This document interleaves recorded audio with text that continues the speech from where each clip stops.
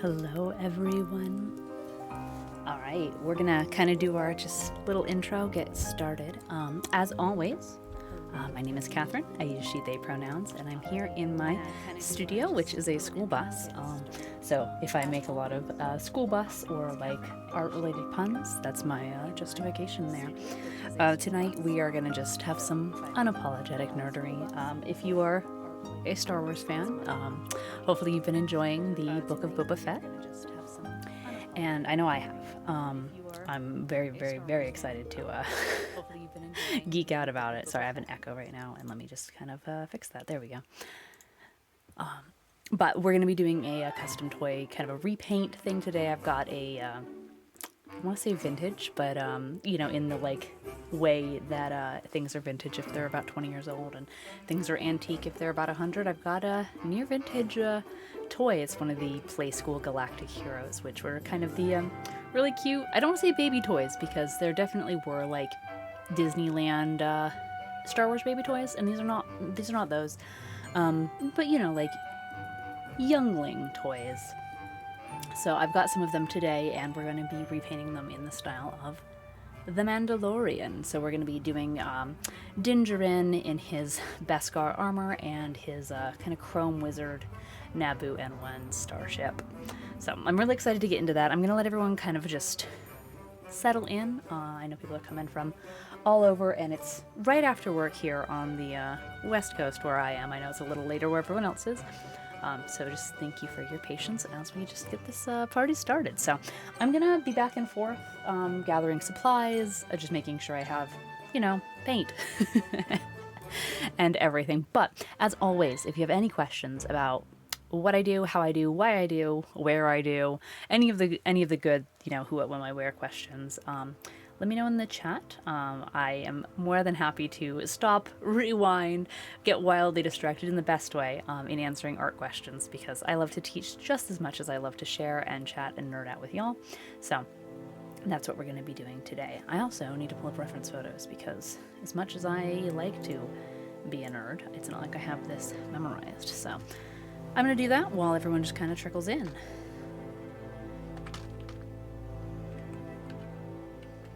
Hey, look, my search history already knows what I want. Good computer. Alright. Man, I love that people are already building Lego sets of this cool ship.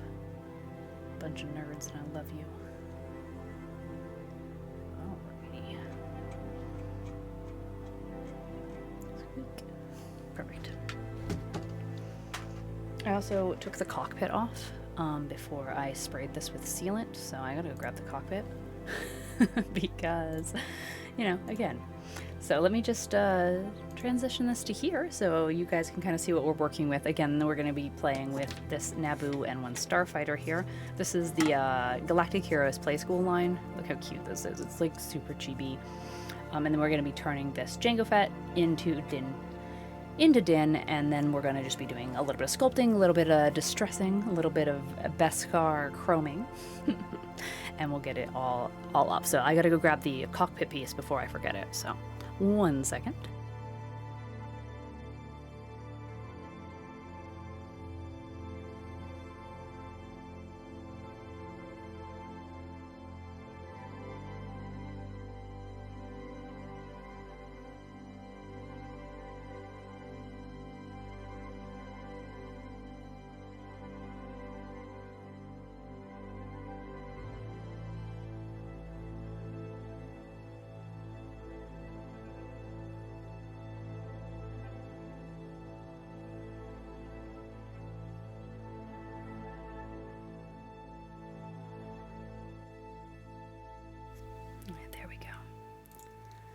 Alright, so I'm just going to start by kind of prepping my work area. Again, this is our cute little subject for the day. And I gotta get out some paint. Again, we're going to be distressing this to make it look kind of like Din's starship, which of course has pieces missing. It's not as sleek and regal or royal as this beautiful N1 is here. And part of me, it's always a little hard to like do a job where you know you're going to be changing it this much. But this one belonged to me and my daughter. And you can see that it's already got some like battle damage. I did find another one in storage because I am a toy collector. And this was a line that I really liked. And what probably happened, because I have ADHD, is that I got one, we opened it, we played with it, and then I either found one on a good sale or went, oh, the Naboo N1, I love that one, bought it, put it in storage. Because they started collecting this line when I was in like middle school. So this line was not something that I like bought. Like, since having my kid, this was definitely a like, I bought this for me because I like Star Wars toys. So what I'm going to do first is I'm actually going to remove R2 here because while he is adorable, very, very cute, if you, again, just massive, like, pre-warning that there's going to be so many spoilers from the Book of Boba Fett. So if you want to come, if you, like, are very curious about what I'm doing and want to ask Toy Custom questions, but you're, like, not ready for spoilers, you're welcome to join the Discord.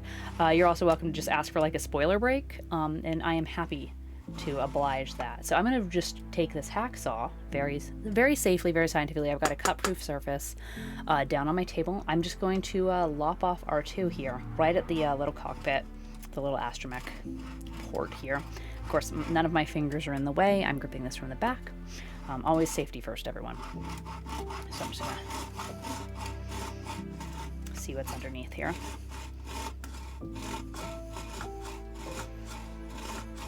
I'm sorry, R2. It had to be done. Okay. So I'm just gonna also just work it at a couple different angles. Again, make sure I'm trying to like cut as straight as possible, and just like not leave any like gashes. Although the good news is, you know, we're going for a distressed style today. So if you know, we'll call it battle damage. But again, just taking that hacksaw, nice and gentle. I know this kind of feels a little bit like blasphemy here, R2. I'm so sorry. But I'd say it's for a greater cause. Hey, Ink Rabbit, I know! Oh, it has to be done, though. And it's so hard, too, because I feel like I'm usurping, like, Star Wars cute icons here. It's like, I'm sorry, R2. You're so, like, last year on cuteness. Like, Grogu is king now. You're also just imagining his scream. I wish I could do the R2 scream. I don't have a good sound effect, but yes, I can hear it.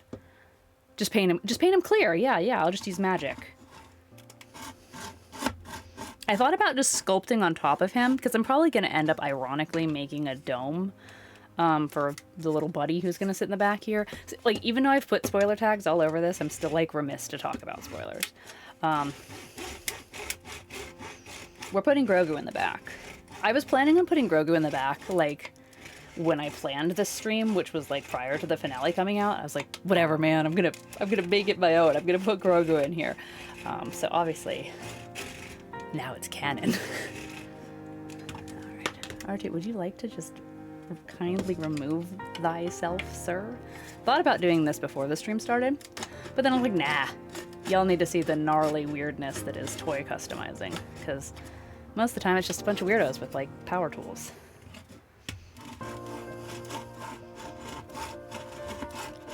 We're getting through. There's, like, a core left in there, which, man, they got him up tight. There we go. Oh, look, he pops out. Yeah. So, you can see there's, like, a little plug. And little R2's head. I saw. How's it going, Randobot? We are playing with hacksaws today. Alright, so let me get this shavings out of the way. And there's some paper towel ASMR. We're going to do all the modifications, the,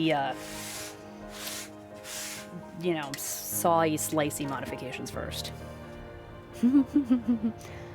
And then we'll get into painting. So here I have a, wow, blanked. Jango Fett. Goodness gracious.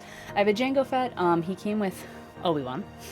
Which, like, yay, Obi-Wan! Like, we're getting the Obi-Wan show!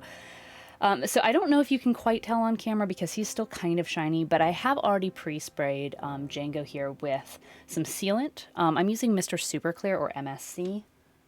Did I bring it in to show? Yes! So I did this off camera. This is Mr. Super Clear here, because this requires a ventilator and good ventilation. So I always like to do that outside with a mask on, and I wanted them to dry so that my studio didn't smell like Mr. Super Clear. But it's a matte sealant, so like there's a tooth to this plastic now, which is great because otherwise, like, shiny new toy plastic can be really hard to get paint to stick to. So these are clean and sealed, but I just brought in Obi-Wan because it's Obi-Wan. Yeah, so Randobot says, I'm laughing way too hard at my I saw. I'm so dumb. No, I get it. Like, there's something you'll hit in your brain and you're like, that right there, that's the funniest thing I've ever heard. So Mando Din Djarin does not have the missile that Boba and Jango do, so we're gonna remove that. We're gonna just take it right off the top here. So again, very carefully using a hacksaw. Luckily this is very soft plastic, but you always just want to make sure that, you know, you're being safe. Like, safety first, everybody. So now, custom. We're also going to take off the little want to call it a viewfinder, but that's not the little targeting beep boop that comes down, because Din does not have that one as well. So again, just lop it off. I feel like I kind of want to make a terrible joke. I feel like the Disney executives just being like, nope, not canon, wasn't there. Too bad. If only. All right, so now we have more of a Mandalorian helmet profile. I can't, I kind of want to take these little jetpack bits off. I know that he has jetpacks, but his is a lot sleeker. I'm not loving these. Maybe I should pull up a reference photo. And then, how do y'all feel about giving him the Darksaber as well? Yay? Because I kind of want to.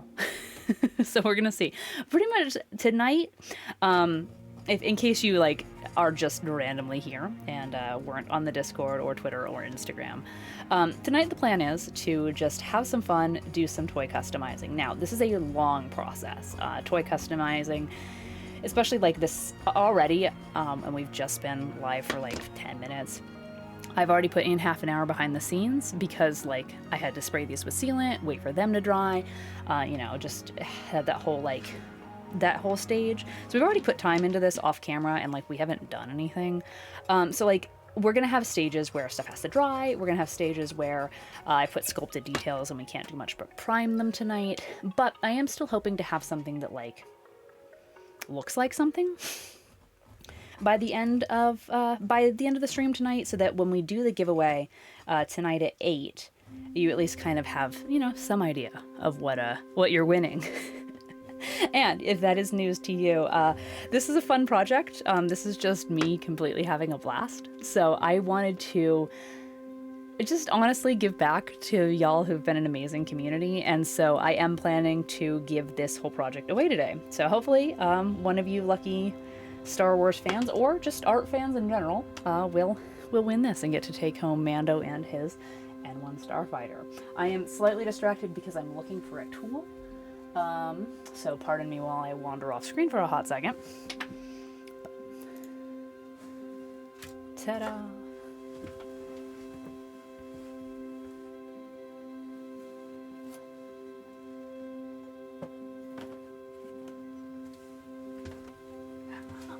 There we go.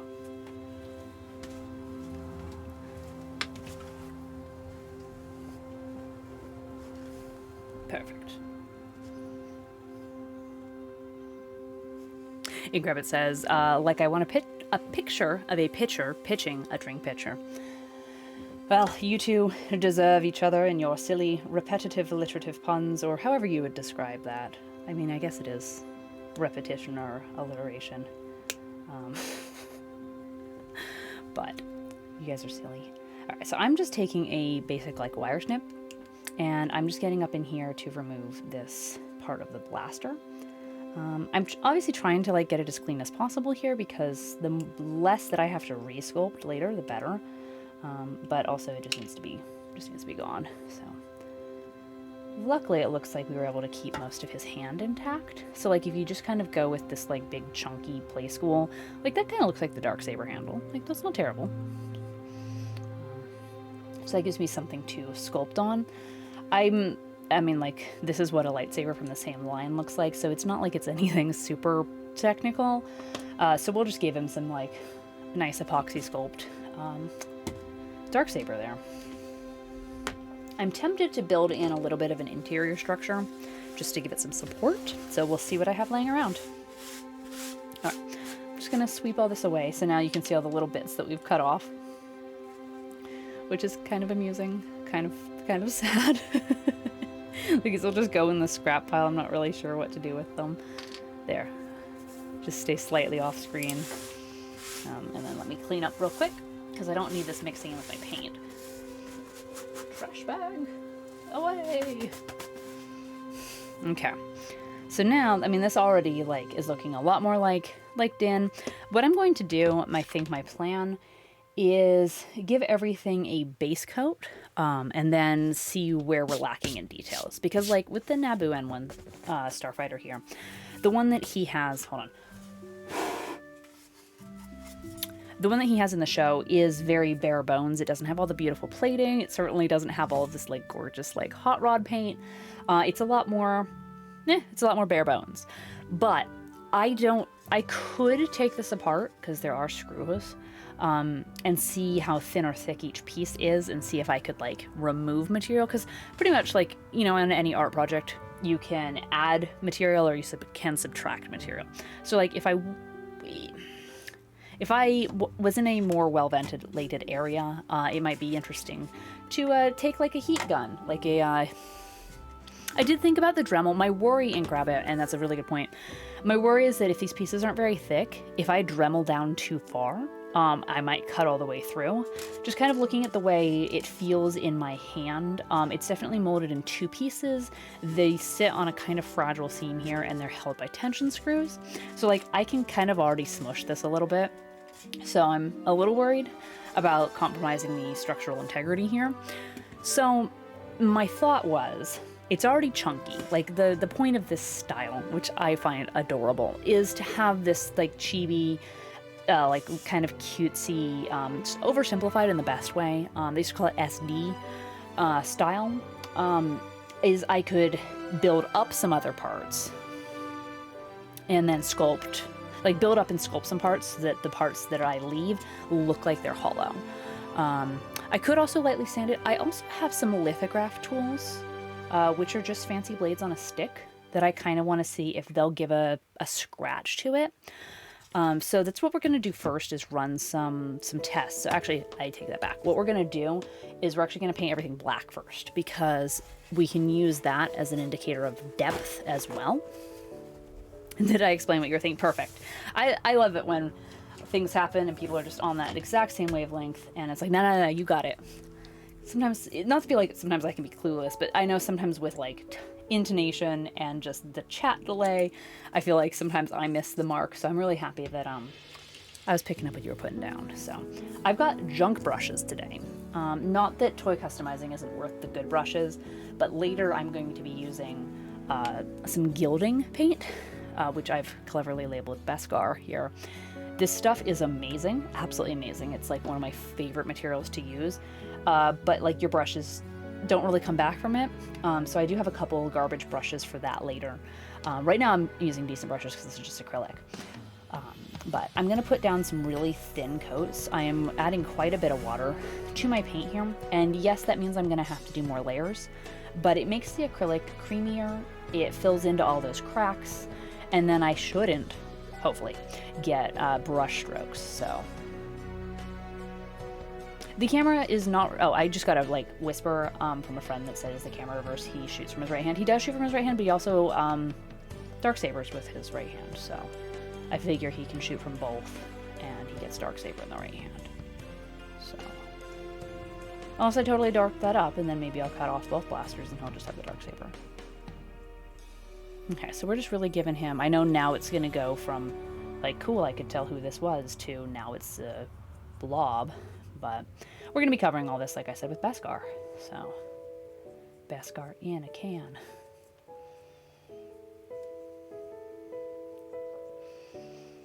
So painting it with multiple coats of black, or multiple coats of any base coat, honestly, gives you the opportunity to really just cover all these details. Again, I did prime my surface first with, like I said, Mr. Super Clear, which is a sealant. It's nice if you're going to be using, like if you have a softer toy, like say a doll head, Mr. Super Clear gives it a nice tooth, so you can like sketch on top of it, use colored pencils as kind of like a guide.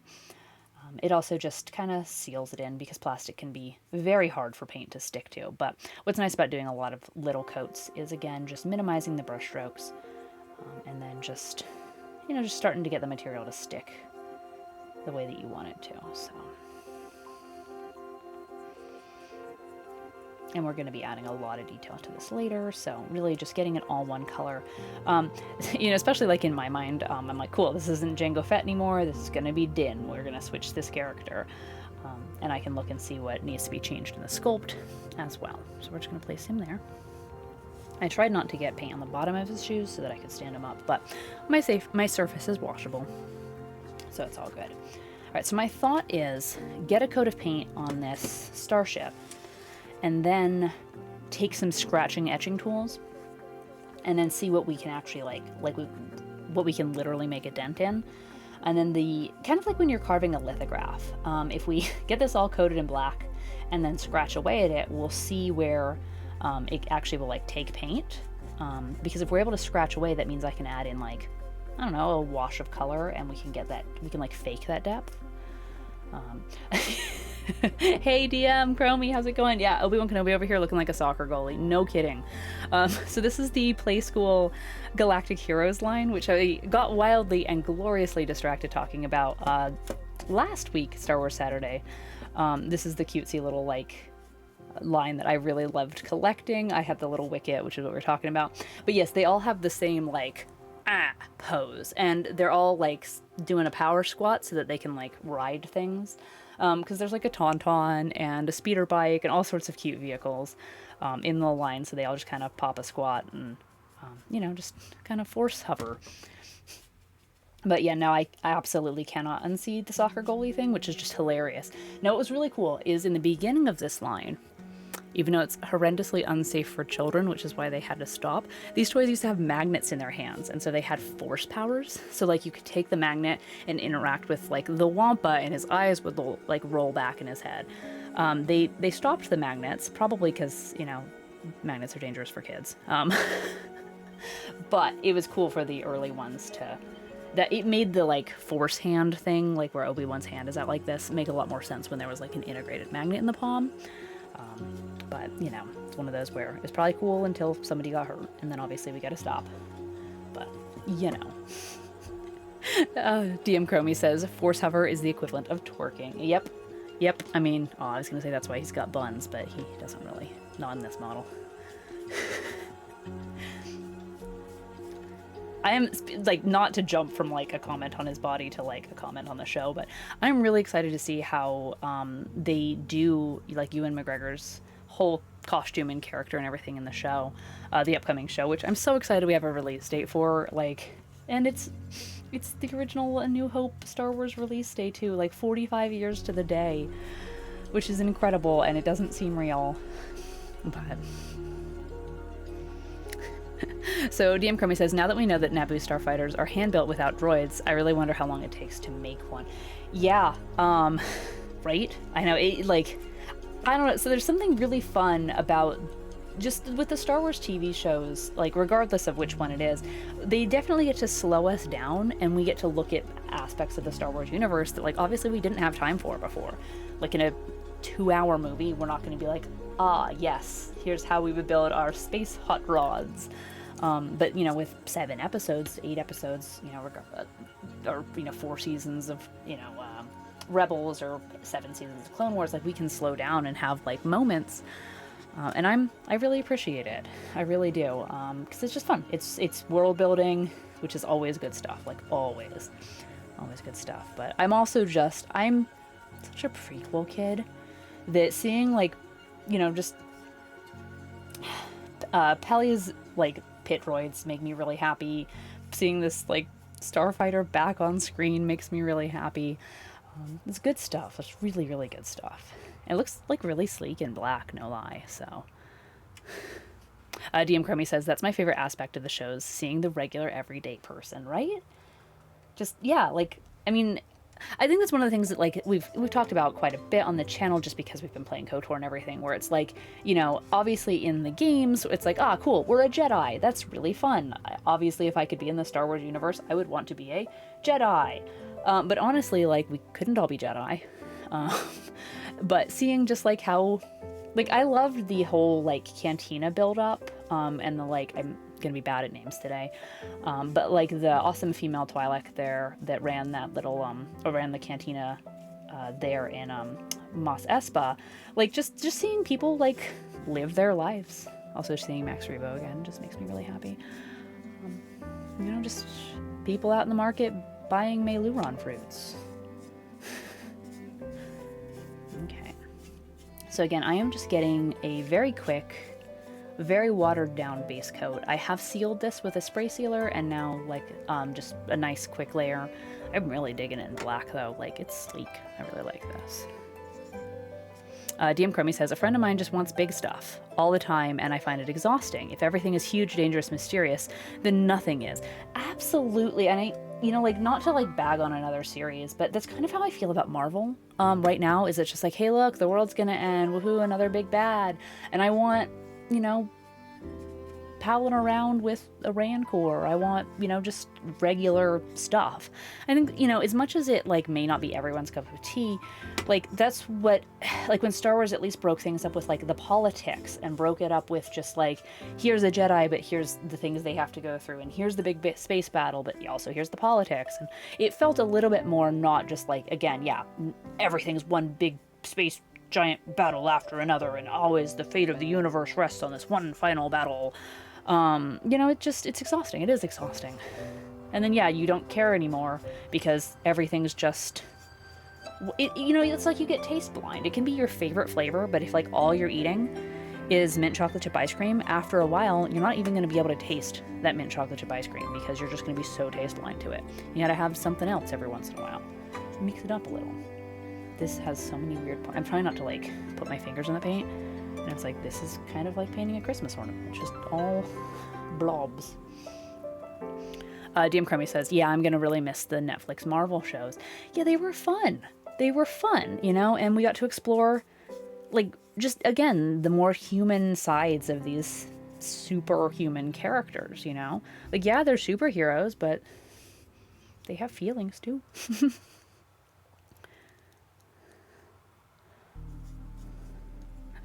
DM Crummy says, though Hell's Kitchen is a very gentrified and expensive area, Daredevil needs an update. Right? It's always interesting when, like, some of these properties are, established, but, like, it's like, have they been in touch with reality in a while? It's like, go touch grass in the best way. Ink Rabbit says, the harder you try to avoid the paint, the more you get it on you. Which part of me is like, hey, you calling me out? But also, yes, that feels very wise. Like, if I just give in to it and accept it. Like, look at how sleek that looks in the black. Like, I know right now it's just a super messy one base coat, but I'm just gonna kind of slap my fingers in the cockpit here. Right. Honestly, this is such a cute sculpt that, like, if I just took like the chrome paint and slapped it on here, it would probably look good. I'm going to try and do it a little bit better, a little bit more skillfully than just... Oh yeah, I totally got paint on that. A little bit more skillfully than just going chrome. I really want some weathering and some details. We'll see what the carving does. But, it's good to know that, like, underneath it all, if there's a good sculpt, then we can do a lot. It's kind of the eternal artist struggle, and I know this is going to, like, either hit a nerve in the best way or be super relatable or like not, or both. But it's kind of like everyone who's like on the ground is like, we'll fix it in post-production. And all the post-production people are like, could you just like fix it in pre-production? Like if you just, did better. So like, I feel like a good sculpt can like, really just, you can do a bad paint job on a good sculpt and still have it be okay, same as you can do a really good paint job on a bad sculpt and still make it okay. But it's also like, well, you could just do your job right both times and have something amazing, but that's hard. One or the other. So, and again, we're just doing this for fun. This is just for fun. This is just for me getting to do things. I really, really enjoy toy customizing. It's just something that, like, of all these spinning wheels of hobbies that I have, like, it very rarely gets to land on this one. So, like, honestly, like, having a legitimate excuse, and by having a legitimate excuse, I mean making a day for it, just feels amazing. And then getting to give this away and hopefully make one of your guys' days, just, I don't know, makes me really happy. Okay. Base coat done. I mean, really, now it looks like, I don't know, now it's giving me like Sith infiltrator vibes, and I'm living for it. We're gonna put it down on this box here. I totally missed a spot. Good thing this is bright yellow. And we're gonna let that dry. Because this is such a thin coat, it should dry pretty quickly. I swore I didn't paint the bottom of his feet, but he's like tracking muddy footprints in like it's a cartoon. Goodness. Alright, I missed a bunch in chat. So Ink Rabbit says, going back to Marvel, Hawkeye brings it back to the ground. DM Cromie says, I don't think I can afford Brooklyn, quote, Captain America. Ink Rabbit says, I still love that meme. Ink Rabbit says, Fantastic Four universe, Avengers, Earth, Spider-Man, New York, Daredevil, micromanaging out of 4 city blocks. And DM Cromie says, I'm from Brooklyn. Oh, cool. So it's too close to home. That, right? I can imagine that. So DM Cromie says, so what did you think of Book of Boba Fett Season 1? I think it was good, not great, and pretty messy. Yeah, and you know what? It was fun. And honestly, at the end of the day, maybe I'm just tired, maybe I'm just overwhelmed, but the fact that I'm, like, having fun is honestly good enough for me. I feel a little bit bad because I don't know if they marketed it correctly.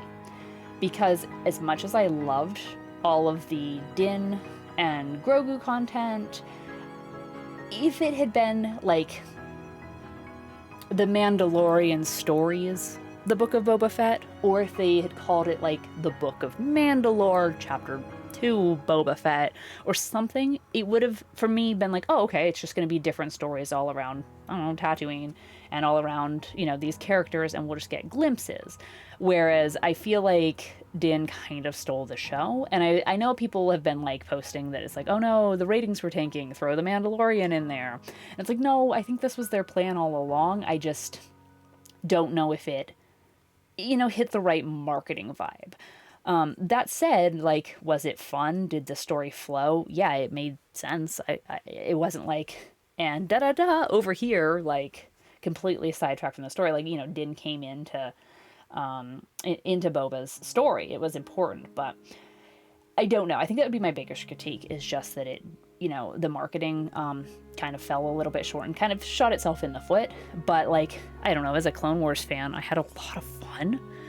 And just, I don't know, as a Star Wars fan, I think it was just, yeah, like you said, DM Crummy, it wasn't amazing. It wasn't like, wow, this was the best Star Wars show I've ever seen.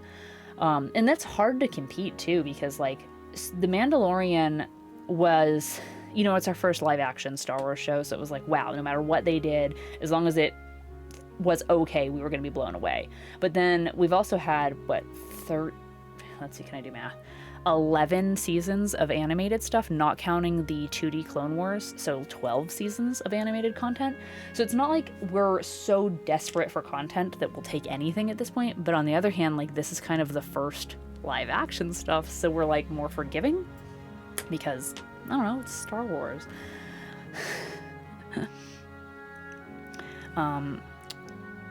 Okay, so Ink Rabbit says, toy customizing, should I find the Groot Infinity figure so you could do Venom Groot? I know I started a whole bunch of Disney Infinity, not to, like, get totally sidetracked. I started a bunch of Disney Infinity customs that I never finished, and I should dig them out and make myself finish them, because they're fun. So then DM Crummy says, yes, that's my stance. It should have been Mandalorian Book of Boba, which is a cool title too. Cool. Like, it doesn't take away from anyone. It just adds to the universe. And I feel like that's what we're doing right now, is just building the Star Wars universe. And the way that Star Wars tends to build is by taking key characters and then sidetracking the stories. So then Ink Rabbit says, I feel like they could have done the background with the Sand People first without going back and forth in the back to tanks. DM Crummy says, I like the building up of the Sand People tribe, but that could have been one episode. Then Fennec joining Boba could have been episode 1, or combine the two. But oh man, oh yes, yeah, the Wookiee looked incredible, and definitely looks and captures the intensity from Dr. Alpha, right? At the first time, I think he was done a little bit dirty later on. Yeah. Okay, so, like, one of the biggest critiques that I've heard about Book of Boba Fett was that there were no stakes. There wasn't one, like, okay, yes, you could say that, like, Boba had the whole, I'm gonna find my identity, I'm gonna reclaim Tatooine because it took so much from me. But then, like, I don't know. Like, death doesn't seem to mean anything in the Book of Boba Fett, because, like, he's got this back to tank, which is great, and honestly, I think is fine to have.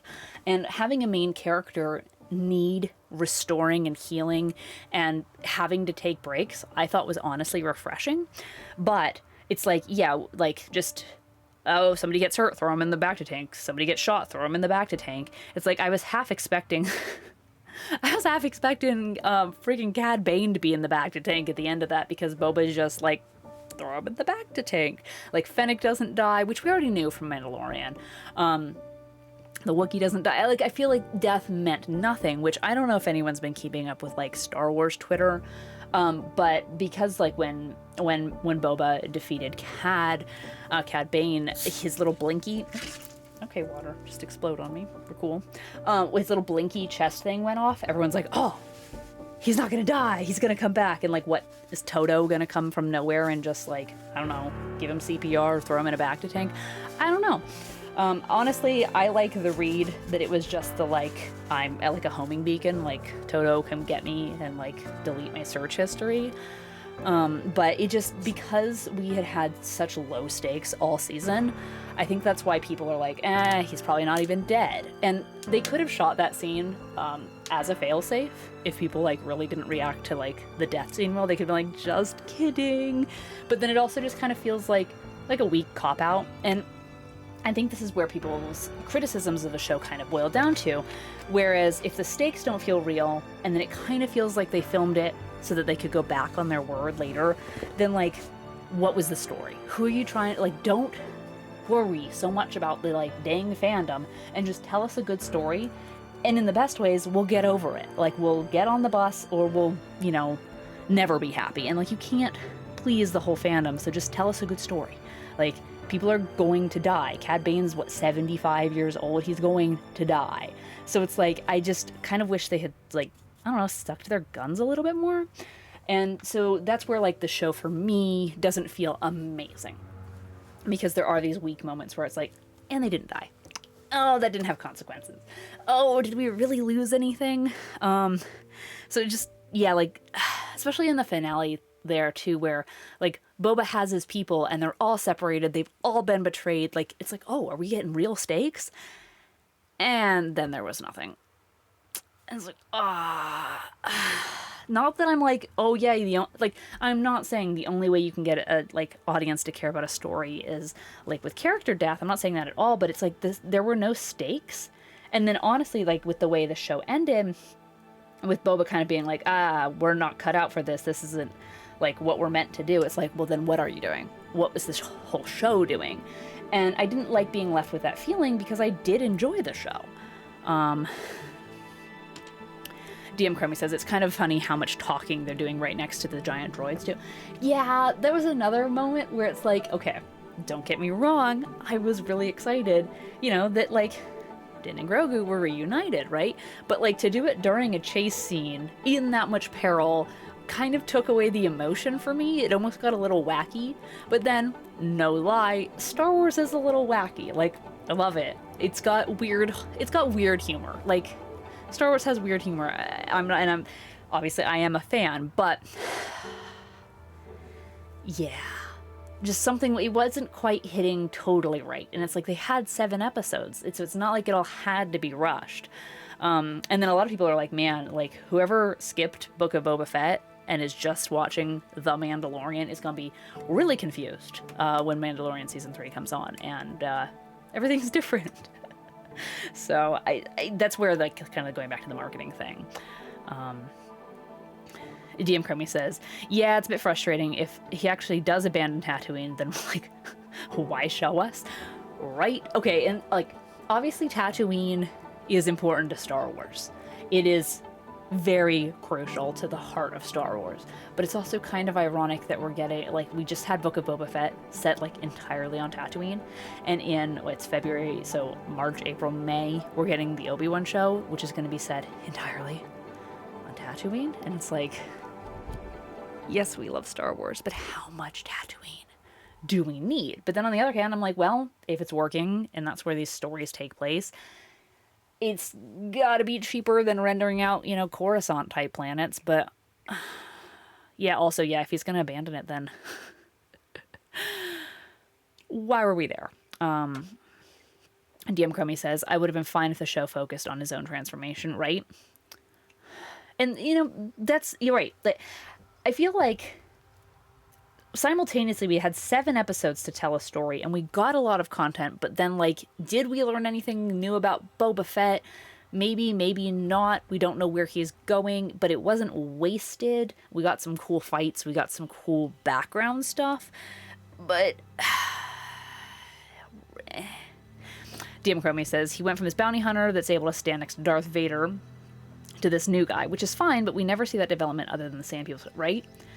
And it was cool, too, that, like, okay, like, no lie, I loved that they, like, started in the Sarlacc pit, because obviously we've been waiting, what, 37 years, quick mental math, probably wrong, 40 years to, like, figure out how he escaped. There's been so many what ifs and hows and, you know, questions on, like, how he got out of that Sarlacc pit, so, like, it was cool to see that.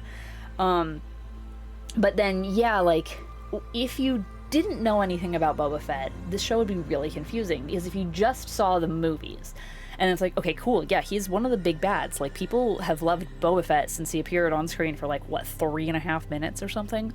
Like, he's been a fan favorite for 40 years. But, yes, we got his story, but I don't know, it didn't feel completely, like, cohesive. Like, again, we don't need another origin story movie, because, goodness, I hate those. Like, I don't need to see Peter Parker get bit by the spider to understand Spider-Man. But if you also back up too much, it's like, oh yeah, why are we supposed to care? And, like, obviously Cad Bane's reveal was amazing, but they could have done some more flashbacks or something, especially in the live-action style. And right, to be fair, he was a bit of a joke in the movie. Yeah, a good friend of mine tweeted the other day where it's like, man, everyone's like, Boba Fett's so cool, Boba Fett's so cool, but, like, he was the goober that had to be told, like, no disintegrations in a bring him in alive mission. Like, you know? And so it's hard because you've got this character that the fans have built up in their minds for 40 years. You know, and so that's got to be insane pressure as well. But you know, I get it. And DM Chromie says he was a joke in the show. I don't mean it so negatively, just that, you know, we only ever saw him fail, which can work, right? Like, in some ways, too, it goes back to what you were saying about how, like, if it's always just epic battle, epic hero, epic, then it doesn't mean anything. So it is kind of nice to see them be like, I don't know what I'm doing. And then, yes, to be wounded, to have to take breaks, to have to rebuild, to have to heal is a good and refreshing choice. But it is kind of funny just looking at the entire history. You know, it's like, what are we doing, Boba? What are we doing? I personally did love all the, like, Camino flashbacks, though. That made me really happy. And I wonder how much of that was extra footage that they hadn't used in Attack of the Clones, or how much of it was just, like, CG reconstruction, because that made me really happy to see, like, Kid Boba again, because they really just brought it back to the whole cinematic universe, even if you didn't do any of the Clone Wars and Rebels, which, man, like, obviously I think you should, but it's like, oh yeah, he was just that little kid, you know? But I think also, too, by not having any flashbacks to any of his time with Cad Bane, and then having Cad Bane just show up and be like, I'm scary. Like, if you didn't know who he was, and if you didn't know who he was to Boba, like, you are missing an entire angle and one little flashback, even just as a reminder. Like, you don't have to hand it to us, but just as a reminder, plus I just wanted to see it in live action, would have really cemented that they had a history, because otherwise, like, I don't know, they just kind of banter, and then Cad Bane doesn't shoot to kill, and it's like, who was that? All right, I'm gonna work on this. But yeah, I don't know. It's complicated because, like we said, it was still fun. I still enjoyed it. I still laughed, cried, and sat on the edge of my seat. So, like, I got my reaction from it. So it was still fun. But, right, was it amazing? No. But that's also okay. Okay, so I'm just looking at a quick reference photo here. Because there is, on Din's ship, there is a big chunk of this, like, missing. Right here. So I want to etch out a bunch of this. So I'm just going to draw me some lines. What's nice is that I can scrape off my paint. So it'll create dimension, but it also acts as, like, a sketch. So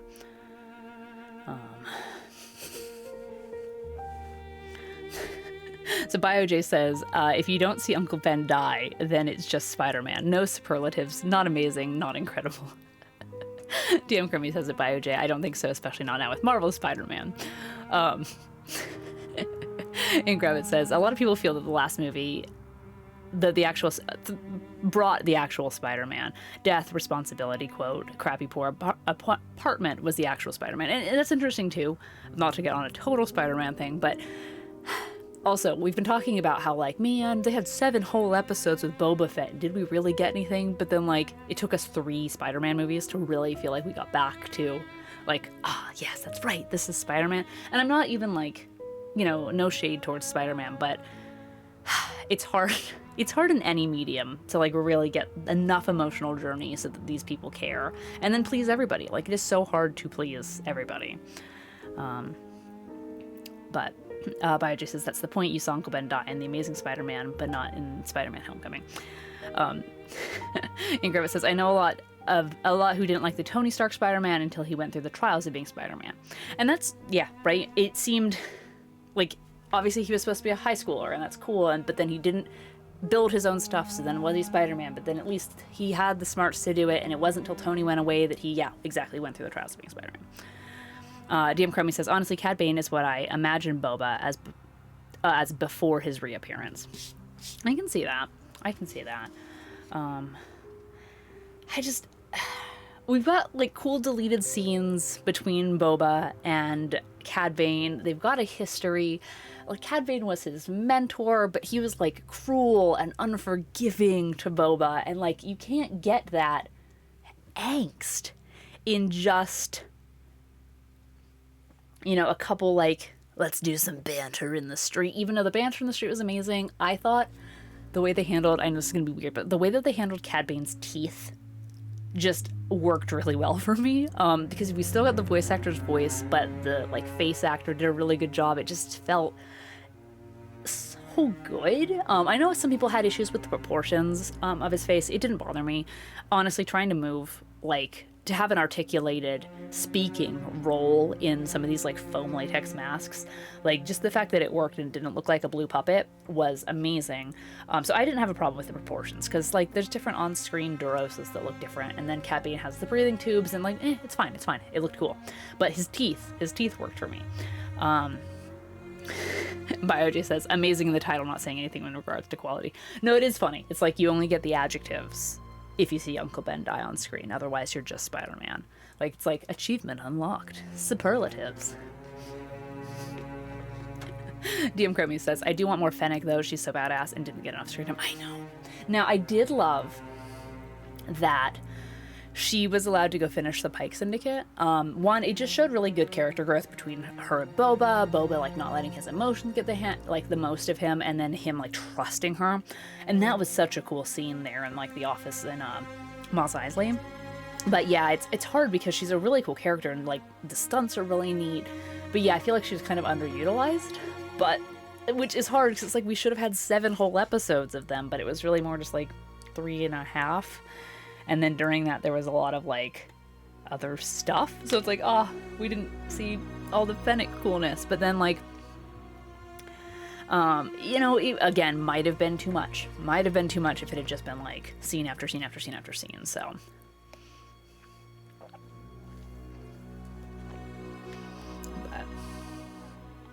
Incredible says, well, look at Count Dooku live action versus pushing what they did in the characteristics in the 3D, which was fun. I mean, like, I know that the Clone Wars style wasn't for everybody.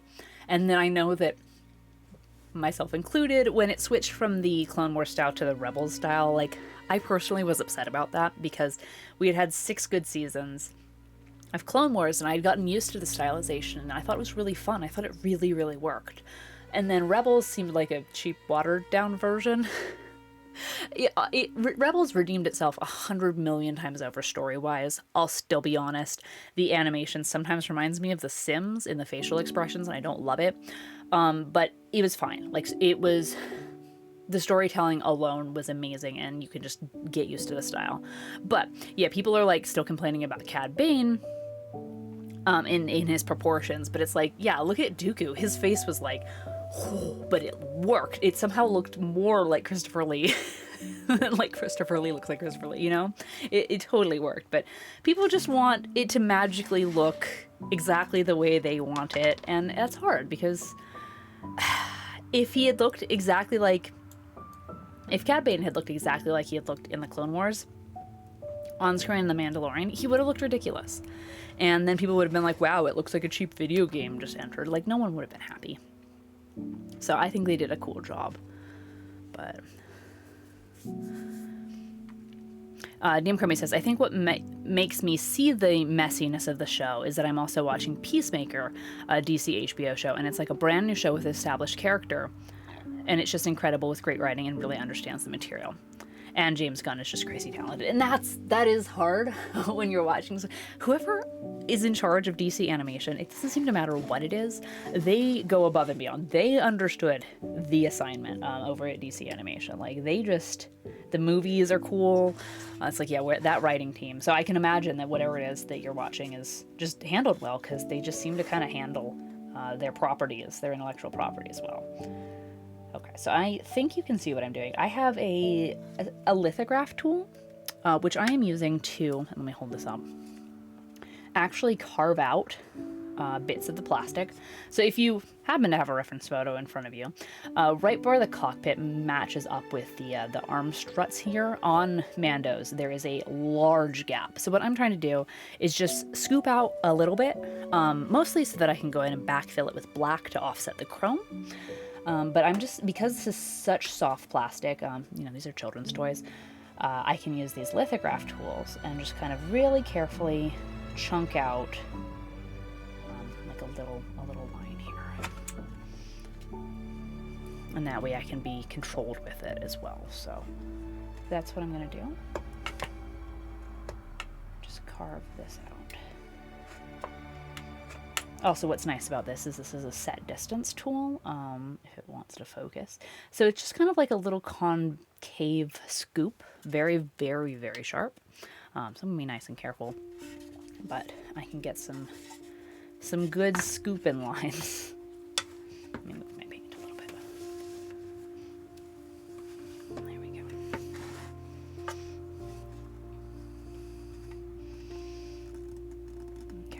So again, just kind of digging in. And I'm not worried so much about ruining this paint finish here, because it's going to scratch. But it's nice because I can use that as like a sketch line.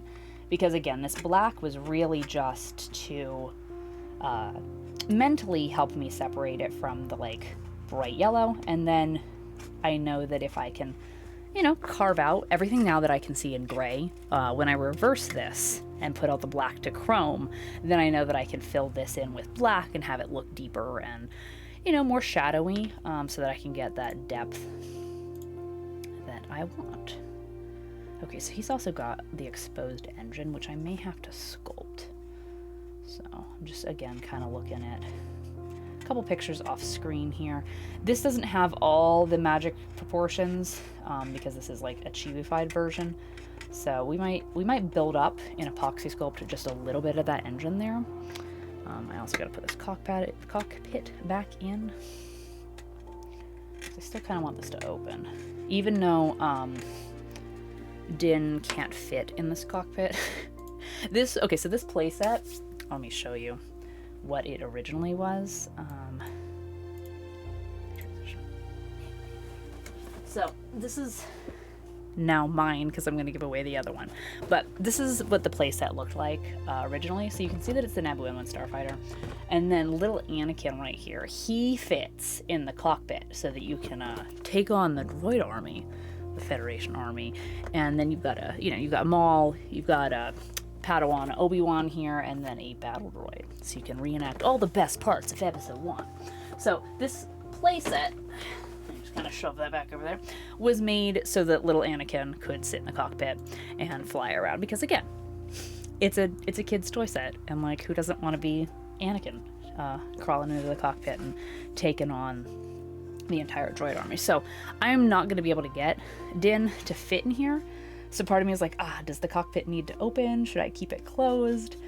But I don't know, I think it's more fun if we can keep some of that articulation. So I'm going to take this on and off just so I don't scratch it. And keep on carving out. most of the work that I'm planning on doing is going to be here in the back of the tail and on the engines, because I really want to get that. The best way that I think to describe it is like that pod racery engine feel where they're just kind of there and falling apart and rough. I'm still trying to find a decent reference photo. That's the only problem with this being so new, is that I'm not getting the best reference photos. There's not toys of this out yet, so we're making our own. So I'm just going to kind of carve out sections and put some, you know, Star Wars in there. And again, by Star Wars, I mean just kind of generally adding grit and moving pieces. So, I'm going to take out some sections.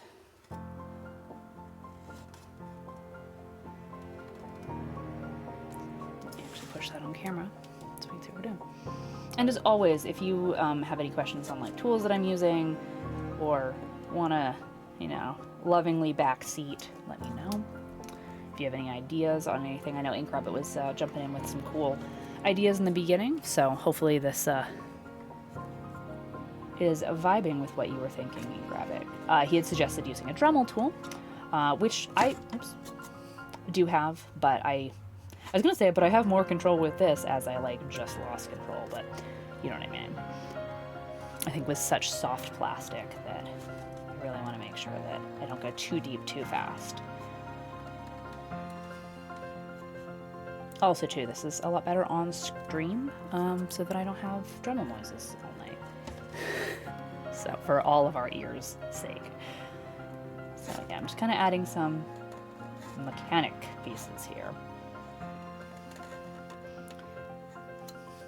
And just to reiterate, we're about an hour away from doing the draw on the giveaway. Obviously this will not be finished, but I figured this way everyone could kind of come in, have some fun, watch the process, you know, for however long they had, and then get excited.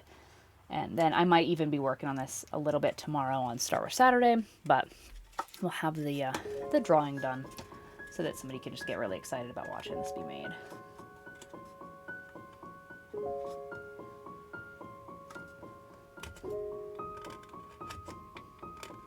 There's 3 little stripies on the side there. I mean, honestly, like once these colors, like imagine inverting this to where everything that's gray is black and everything that's black is chrome. Like those are just gonna sink in real deep and give us that kind of Star Wars racer feel. It's gonna make you go fast. So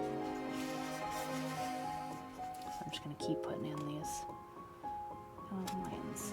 Because that's the fun thing about the Star Wars aesthetic, which is actually, like, I don't know how y'all felt about the mods and their, like, biker gang. I thought it was okay, so big picture, were the mods the best actors? No. But did I like how they were, like, so very punk in the way that, like, Tatooine is so grungy and worn down, and just everything is khaki and brown and sandblasted, and these punk kids are like, you know what we're gonna do? We're gonna be so counterculture that we're gonna have hot rods in candy apple red and powder blue, and we're just gonna keep everything shiny and clean. Like that's so freaking punk. Like I love it. It's so counterculture. Like I thought that was a gutsy move. And I know not everyone liked it, but I don't know. I appreciate the punk vibes there, like just that very, very counterculture vibe. All right, look at that. That looks cool. I'm gonna do. It looks like there's 2 stripes here, so we're gonna do another set. People didn't like the mods and the Vespa type. I think because they were in. Wow, I just totally blanked. They're in Moss Espa, so people were calling them Moss Vespa because they kind of look like Vespa bikes. I don't know if that was the actual like name or the fandom name, but I thought it worked. Yeah, I like the idea of them too. Yeah, that's. I don't know if you missed that part or if I crackled out, but yeah, I was saying that I liked the bikes look so. They did. I liked how they took everything that was Tatooine, which is like worn out and dilapidated and like rusty and khaki, and just were like, you know what, we're gonna be bright and shiny. Like that's our like punk movement. So just aesthetically, I thought it worked because that's what counterculture is. Oh yeah, no worries, DM. No worries.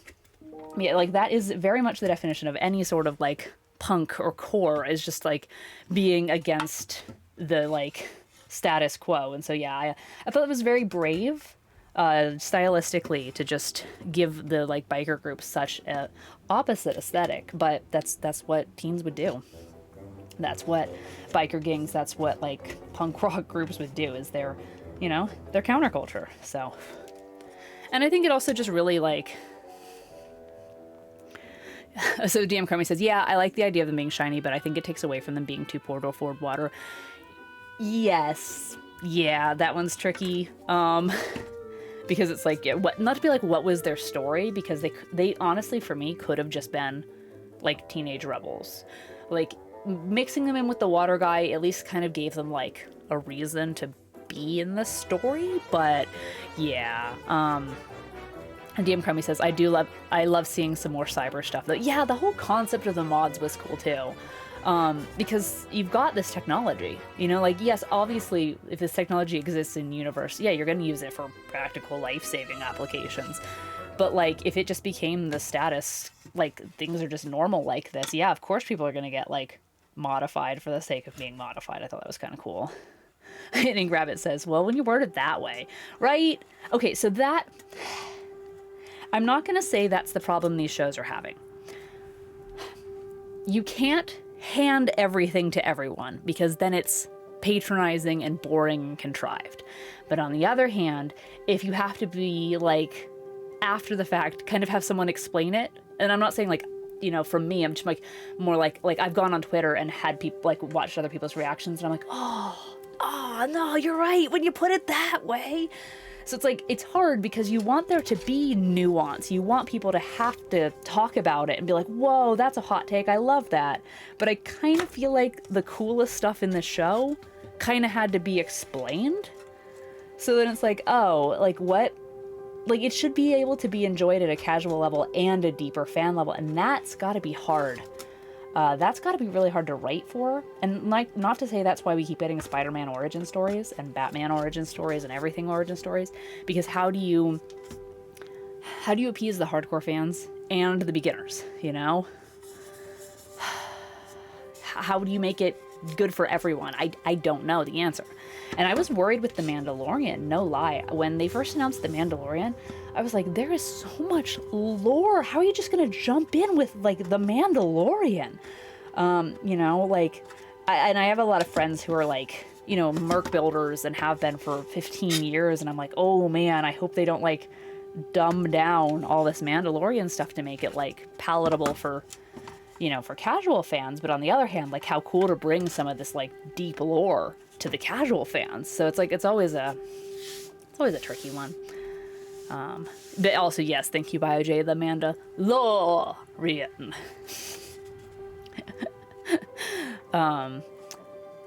NDM Crummy says, yeah, I'm an episode 8 lover. The more nuanced, the better, IMO. It's so hard. It's so hard because, yes, I love those, like, moments where you've, like, finished watching something and then it, like, tick, tick, tick, tick. Oh my gosh. Like, I don't want to be spoon-fed. I don't want to be spoon-fed. But also, it's hard. And I think this happened a lot in the Marvel movies, too, where it's like, if there were too many Easter eggs, then you found yourself, like, having to, like, research after the movie. And that can be fun, and that can be exhausting. You know? So it's like, it's hard because you want to get people excited. You want to get them into their local comic book shops. You want to get them to, you know, experience this, but it's also like, how much homework do you have to do? Oh, and then Ink Rabbit says, I forgot that Tony Stark's assistant wrote that Happy did The Mandalorian, right? It is funny. Small Hollywood world there. Okay, look how cool this is looking. This is actually looking really neat. I'm having fun. All right, so I'm gonna beat up this tail a little bit too, because it's got some stripes. We're kind of doing the when in doubt, just add some neat, like, striping to it, but it's working. It's working! just gonna kind of carve down. Again, this is just a very sharp, this part's spiky, so I'm trying to like rest on that while controlling my blade. I'm just gonna carve down. There we go.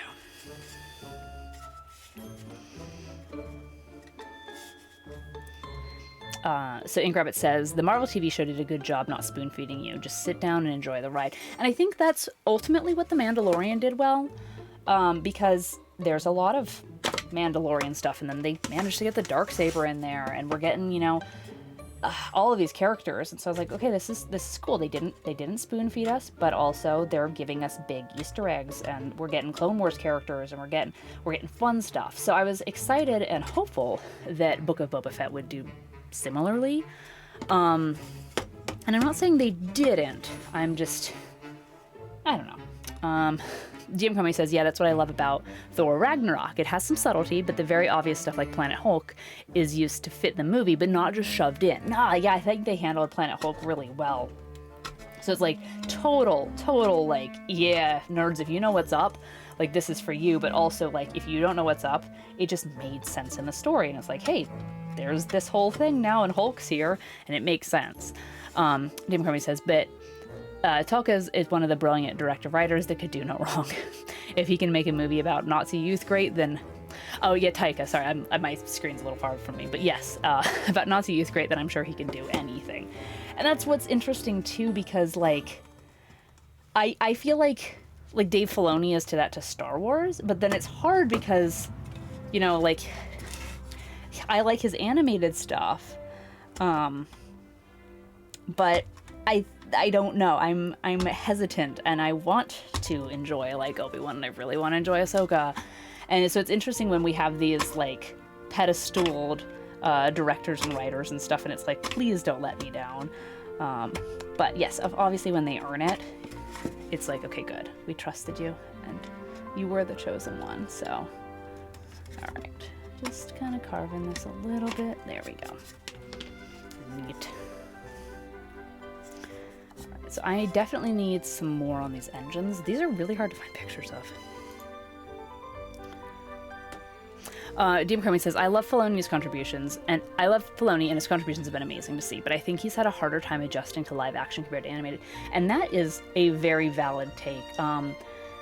And just like the mild experience, like just where I can speak from, so like my degree is in animation, and it is such a different thought, like even on the tiniest scale of like, if I'm storyboarding something that I'm animating versus storyboarding something where I have to like move real cameras around, it's very different. It is very, very different. And yeah, you can tell a great story-wise, word-wise, storyboard-wise, but yeah, then to have it fit the visuals is a whole nother battle. And that has been an interesting critique, and a very, very valid critique kind of what's been going on with Filoni. Because yeah, like, I love his characters and I love his writing, but also too, I feel like, okay, so like with Star Wars The Clone Wars, not every episode is a masterpiece. And I think, honestly, my theory on that one is that, like, the executives would come in and be like, remember, this is a children's show. They want talking frogs and droids and stuff. And so they'd do those episodes, and then the executives would walk away.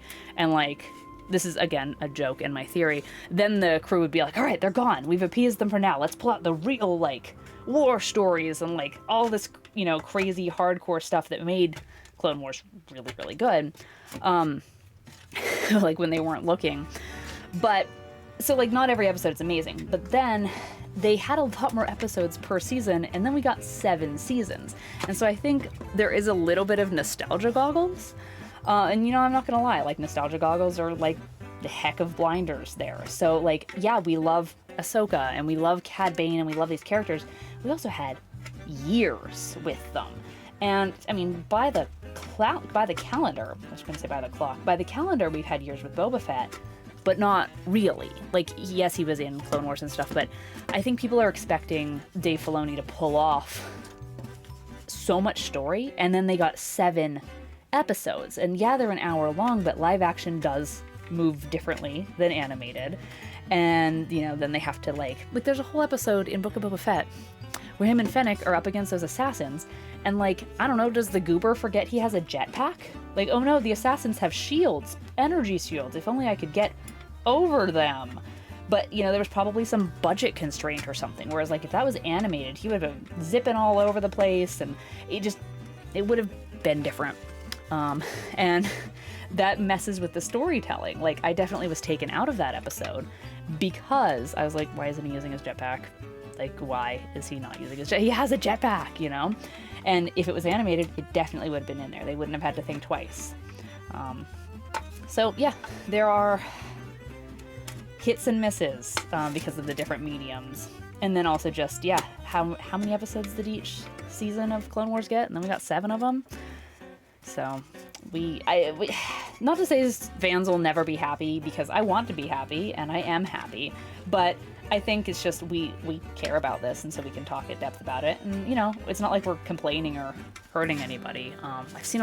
But that's the hard part. I've seen a lot of people really get angry on Twitter and stuff, and it's like, guys, calm down. It's fake and in space. Like, I love this stuff. But... Okay, Ingrabbit says, really? I feel like he had to stay at her side. She would have been surrounded. You know what? Maybe that's what they intended, and I'm glad you got the, like, moral high ground route out of that. I'm just looking at sheer logistics. And he could have... You know, obviously, like, Fennec could hold her own once those shields were down. So it's like, I don't know. Maybe if he had... Fine, maybe he just, moral high grounded that. I don't know. It just felt kind of dorky to me. And they did seem pretty overwhelmed, which also is kind of nice, you know, to see our heroes, to see our, you know, people be overwhelmed instead of just being like, I got this, I'm a magic, you know, Jedi, and I'm here to save the day. It is kind of nice. Like, and I think that was kind of that real person feeling that we were getting from the show. But again, I don't know. It also just kind of made it feel like, did he have, you know, prowess and proficiency? Like everyone, okay, I shared a meme in the Discord about Din, where like in one episode, or in the finale, he's like, oh no, our kinetic weapons have too much velocity. And then like an episode before that, he's like, is that a bench?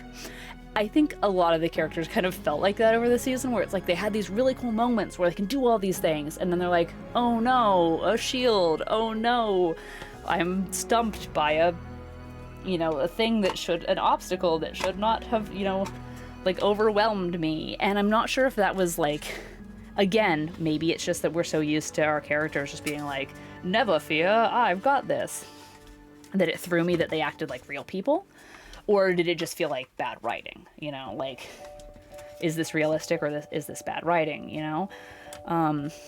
Ingrabbit says, but sending her to chase them versus himself, that would have been the moment to use the jetpack.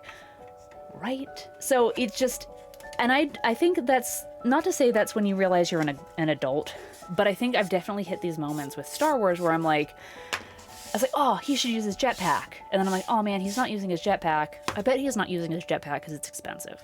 And like, that takes me out of the story. Whereas like, if he just wasn't using his jetpack because he was trying to stay with Fennec, then that's fine. But, you know, they could have said, like, if she had said like, oh, jet out of here, I'll be fine. He said, no, I'm staying by your side. Okay.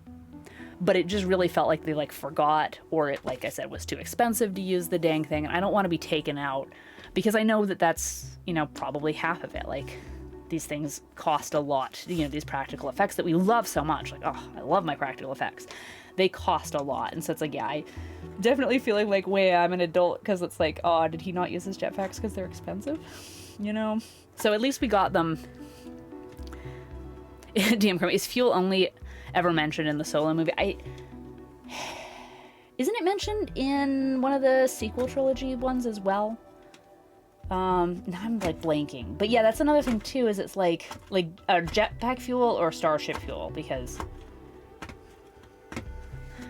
that's the other thing too, like, in the best ways, sometimes fantasy works out better when we don't have all the details worked out. When these ships just fly and the jetpacks just work and the heroes don't need to count bullets, sometimes it works better.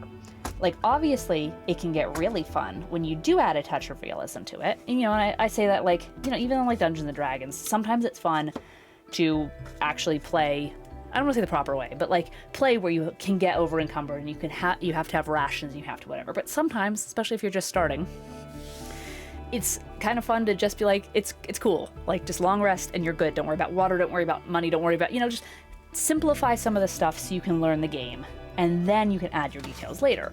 So I feel like some of the classic Star Wars, it just worked because we weren't counting resources, Like, for all the politics, it wasn't like, fuel is, 17 Imperial credits of Camtono, so we have to watch our space travel. They could fly in space, and it was just nice. So, like, that's how I feel about the jetpack. BioJ says episode 8 is all about fuel, right? And Crabbit, maybe it ran out of water. Episode 3 has Obi-Wan fuel his ship. That's true, they do fuel it. What if it ran on water, right? And that's the thing, too, is it's like, you can have your realism. That's great. You can absolutely have your realism. Just maybe a casual mention, because, yeah, I think in that whole scene, and, like, correct me if I just missed it. If he had said something about, like, I'll blast this, I'd jet us out of here, but I don't have fuel. Or Fennec had said, go, leave me, use your jetpack, I'll be fine. And he had said, no, I'm not leaving you. Then I'd be like, cool. But yet, all I could think of was, that just must be a expensive practical effect, and that's why they're not using it. And I hate when that gets in the way of, like, plot. Alright, I'm just, like, carving away on this edge here, so kind of focusing.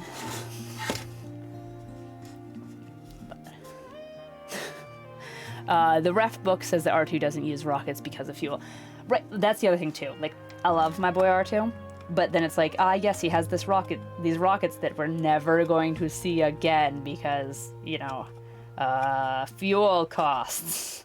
It's like, dang it, you gave him a cool power, Like, if you need it retconned or you need it so, like, he doesn't have those later in the series, I don't know, have him get removed or something. Don't be like, the fuel economy of my astromech. Goodness, you see this little pile of shavings here?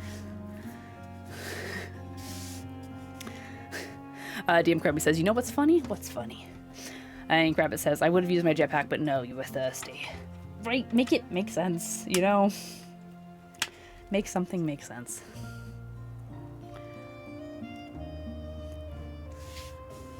So DM Crummy says, he crawled out of the Sarlacc with his armor, but still has to go get his armor. Which, like, okay, I liked the Cobb's whole thing, so, like, that was kind of cool. But yeah, it is kind of funny. He has his armor and then he has to go get it. I'm sorry. Slurping. Okay, look at Starship. It's starting to look kind of gnarly, which is cool. It spins really nice. Try spinning. It's a neat trick. Okay, so there's also a big notch out of this side. I'm trying to find, like, every little reference photo I can of this, but there's not a lot. I think Inkrabbit posted earlier that too bad there's not a Lego set of this already, which I'm kind of surprised. I mean, I know they had to, like, when The Mandalorian Season 1 came out, there was, like, zero merch because they didn't want to blow the Baby Yoda surprise, the whole Grogu thing, which I get, but then, like, there was no merch, so it, like, kind of shot them in the foot because we were like, we want the merch, and they're like, we can't. But now I feel like that's just kind of how this side franchise is gonna be. It's like, nah, you'll get your merch when you're ready for your merch. Like, oh, I want my merch now.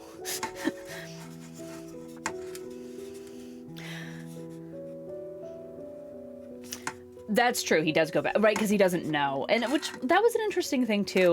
Like Ingrabbit was saying, he was just, like, such in shock that he didn't realize that he like had crawled out with it, which is funny too, because it's like, yeah, was he in shock? Is he just that big of a doof that he, like, didn't know, couldn't figure that one out? Did they just want the Sarlacc to appear on screen again? But yeah, like, nah, man, like, I don't know if you've ever been in any sort of, like, concussive accident or scary medical thing, like, I don't know, I wouldn't know where my stuff was. But it is kind of funny that he does go back, yeah. Man, his skin looked so rough. Which they did a really cool job practical effects-wise. Just, like, making him look sunburned as heck and everything. Okay, so in the show, these front pieces are totally missing. But I am worried that if I just cut them off, cut them flat, that there's just not going to be plastic there. So instead, I'm just going to kind of make them... I'm going to give them a little bit of a design, kind of make it look, again, stripped for parts kind of aesthetic.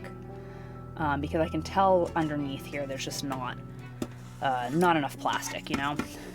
And we're going for an artistic a take here.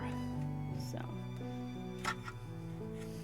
Alright, so we're about 30 minutes, again, from the giveaway. So if you know any friends that were kind of waiting till a little bit closer to showtime, please feel free to, you know, DM them and just be like, hey, 30 minutes to give away.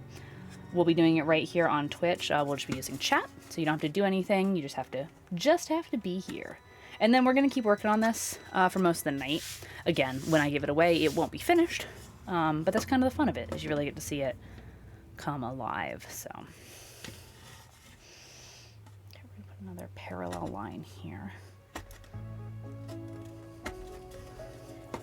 It's funny, some of this plastic is a lot harder than other pieces.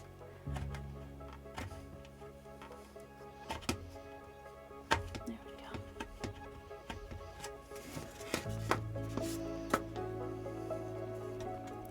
Okay, so DM Chromie asked, what did I think of Luke? Some of the message was a bit too... Yeah, Luke, I have to go stop my Jedi training to save my friends Skywalker. Making Grogu make a choice did seem very out of character. Like, I know they were probably trying to, like... Oh, yeah, no. So DM Chromie says, I'm just talking, don't take me as crapping on the show. Same, absolute same. This is all coming from places of just geeking and talking, and, like, if we didn't care...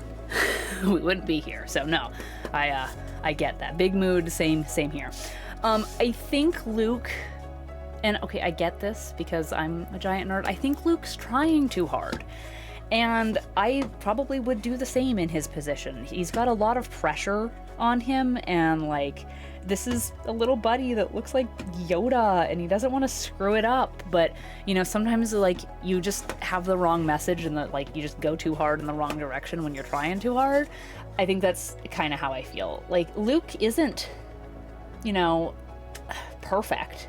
He's gonna make mistakes. I think it was just one of those where, especially with Ahsoka, like, Ahsoka, I am not a Jedi Dano, is right there for advice and, like, on attachment and all of this. And I think they both took it the wrong way. So DM Chromie says, the prequels were all about the arrogance of the Jedi, and their philosophy wasn't perfect and led to serious harm in the galaxy. And Luke was all about saving his dad from the dark side through attachments.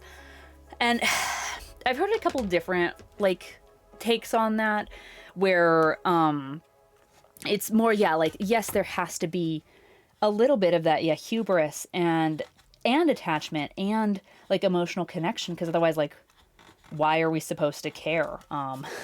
You know, as Jedi, as people, as, you know, any of this, like, you kind of have to be attached. And, you know, the Jedi didn't have the right idea, and I think that is one of the things that's fascinating. And why, like, I think, you know, like, KOTOR, plays on that really well, and things where, like, the Jedi aren't always right, and that's kind of the point. Yes, we see them as the good guys, but they don't have it right. Nobody has it right. And I like that, because it's not just like, I'm good guy because I'm good. But yeah, I think they were trying to do the Luke has a lot of pressure on him, and so he's trying to make sure he's doing it right. But he's still learning, because obviously we also know from the sequel trilogy, that, like, the Academy doesn't go well. But I don't know. I felt like that moment in the sequel trilogy kind of did Luke wrong too. Like, obviously things didn't have to go right with Ben, but I don't know. That didn't sit right with me. Okay. I like Luke. Luke's cool. He's not, you know, just, again, perfect. He was barely trained, and he is just making the best decisions he can. And obviously he's powerful, obviously he's a Skywalker, obviously he's central to this plot, but like his academy thing was just kind of rushed in the sequel trilogy, and then I think they're kind of trying to like make sense of like Return of the Jedi Luke all the way to like prequel or sequel era Luke, and it just doesn't feel like it's in the right character. Because I personally kind of felt like Luke wasn't written in character for the sequel trilogy, and now they just kind of have to connect the dots. But I don't know. DM Crummy says, I do wish there was a show exploring Qui-Gon's philosophy on attachments and the Force in a post-sequel trilogy setting, which is really what I expected with the sequel. I know.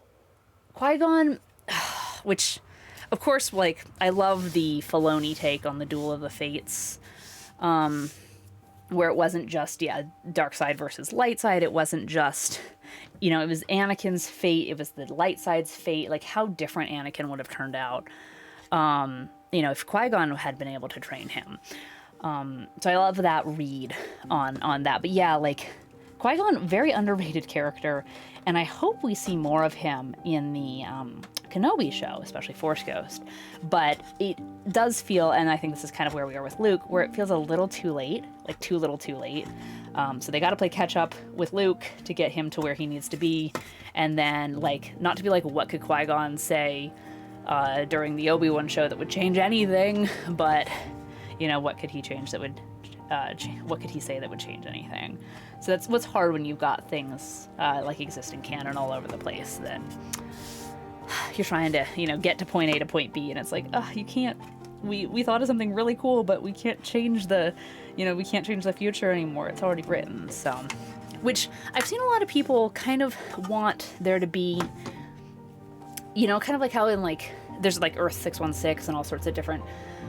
Like in the comic books, and not just Star Wars comic books, but like Marvel, DC, where it's like, it'd be kind of neat to see that happen with Star Wars, because like, obviously, like if you read the expanded universe books and stuff, that was hard when that got like retconned, and like, it would be neat to just take these different offshoots.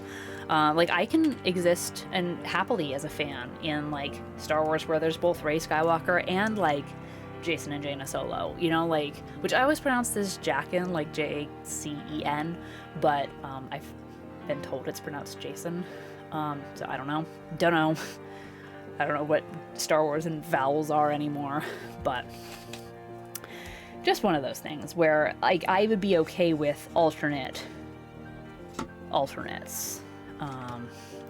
And DM Crummy says, do we know if Obi-Wan is starting post episode 3 immediately or later on? I don't know. All I've heard is just everyone wanting retcon, or wanting Rebels to be retconned so we can have the Maul Obi-Wan duel again, and I'm like, please don't. That was so perfectly done in Rebels that, like, yes, it would be cool to see on screen, but it's just not going to hit the same. So, like, leave that alone. Let them have that. Plus, we're getting the Inquisitors, so, like, we don't need Maul. I feel like Maul already got, like, good story. I don't need that, like, retcon. But no, I don't know what the time frame is like. Right, like, are we gonna see, like, Kid Luke at all?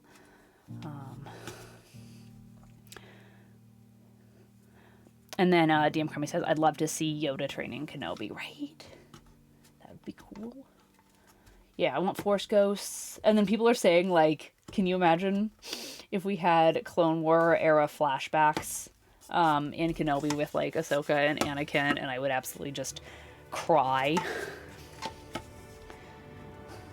Because that would be... I mean, they can digitally de-age everybody. Like, they've done it. Technology's there. I want to have feels.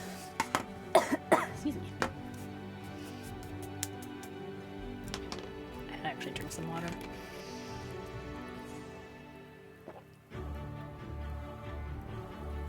There we go. Actually hydrating. Yeah, Mandalore. So DM Crummy says Mandalore being destroyed by the Empire was incredible imagery. Yes. I don't know if you've seen the side-by-side shots, but people have, taken it, what we got in Book of Boba Fett and put it next to, like, the telling we got in Rebels and everything. That's like, that's what I want to see. I want to see, like, because, like, not to say, oh, it feels more real when it's in live action, because obviously, like, I can get really overly emotional over cartoons. So it's not that, but it's more just, like, seeing different pieces of history, done in different ways. It's like, oh, this is Star Wars, and we're getting it through so many different perspectives, from so many points of view, that just makes it even more real. Like, it feels real. And DM Comey says, I think it's the first time fully seeing the Empire war machine fully decimating a planet, besides Death Star stuff. And that's the thing, too. Like, the Death Star is important, but it certainly wasn't the only thing the Empire did, And seeing, like, the Night of a Thousand Tears, and seeing, like you said, the kind of fully operational war machine makes them even more scary. And, like, that's supposed to be the point. And I am ready to see more Imperial terror in a lot of ways, because that's what sets up everything else. That is Star Wars. And the Obi-Wan show would be the perfect timeline for more of that. So that would be cool to see. Inkrabbit says maybe they'll start with him burying Maul. That would be hard. I have no idea, timeline-wise. And that's the thing, too. In Rebels, he looked pretty close to A New Hope old. They had him very grayed, very Alec Guinness, less Ewan McGregor and more Sir Alec Guinness. So I don't know. I don't know if we'll be that old. Okay, I love what's happening here. I think that's looking really cool.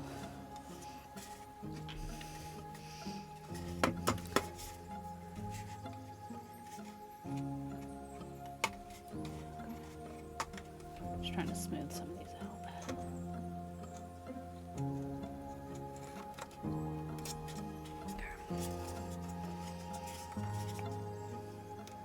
Yeah, because obviously, like, the Death Star's cool, but it wasn't the only thing the Empire had, and just to see the real war decimation, again, makes this real. To see it from the plight of the everyday people, to see how it affects all of these planets, and it makes them much more formidable bad guys, because then it's not just like, oh, we're one big bad in a magic floating moon spaceship, and we're an evil space wizard. It's like, no, this was this was an empire. No, this was years and military strategists, and it just makes it scarier, really real world scarier. Okay, there we go. Okay, so I'm just adding more of these. I don't really know what to call them.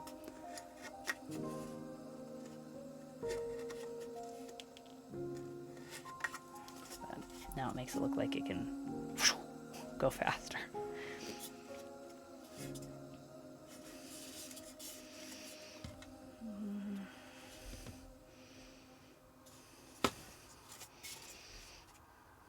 Let's get in there. Let's get in there.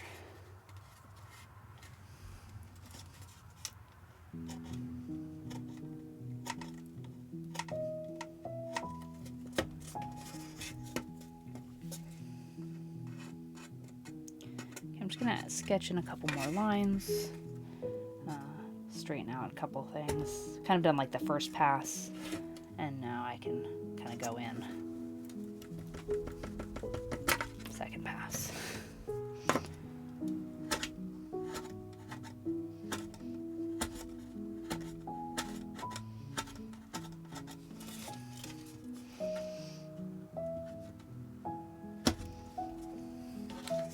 And then what's gonna be really fun is painting this chrome.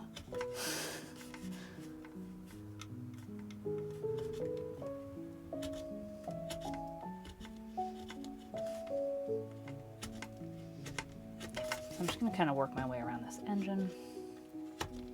Trying to keep my lines straight, but good news about this being simultaneously mechanical and scrap is that it has a little bit of an organic feel to it. We're not doing, vines and rocks and stuff, but it's got pieces shoved in there and things, so we if things aren't perfect, we can chalk it up to artistic license here.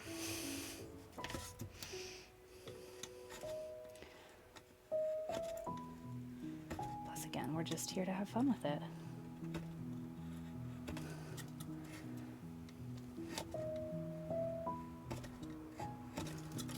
It's funny how much plastic I've actually taken off of this. I think I should have weighed it.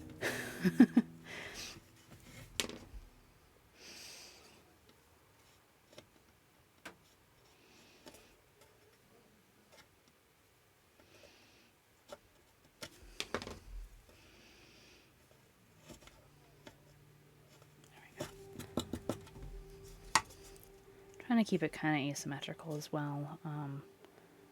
It's hard to like want to just like be like, ah, that motif works, let me just repeat it, because it is asymmetrical, so I want it to look hodgepodged. But it's hard because it's like, ah, I got something that works, let me just try doing that again. But it's really funny how well that spins.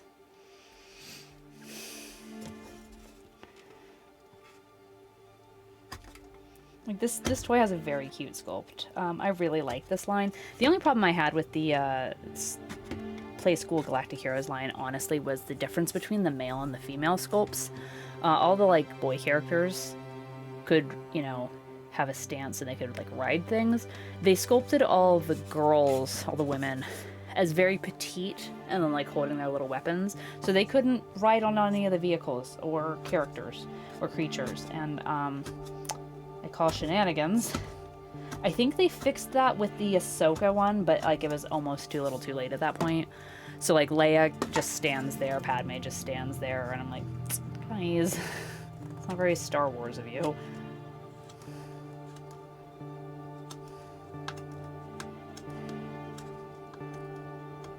Like Leia rides on a speeder. So I'm just going around again, just adding some lines. Really nice and gentle, making little shallow cuts.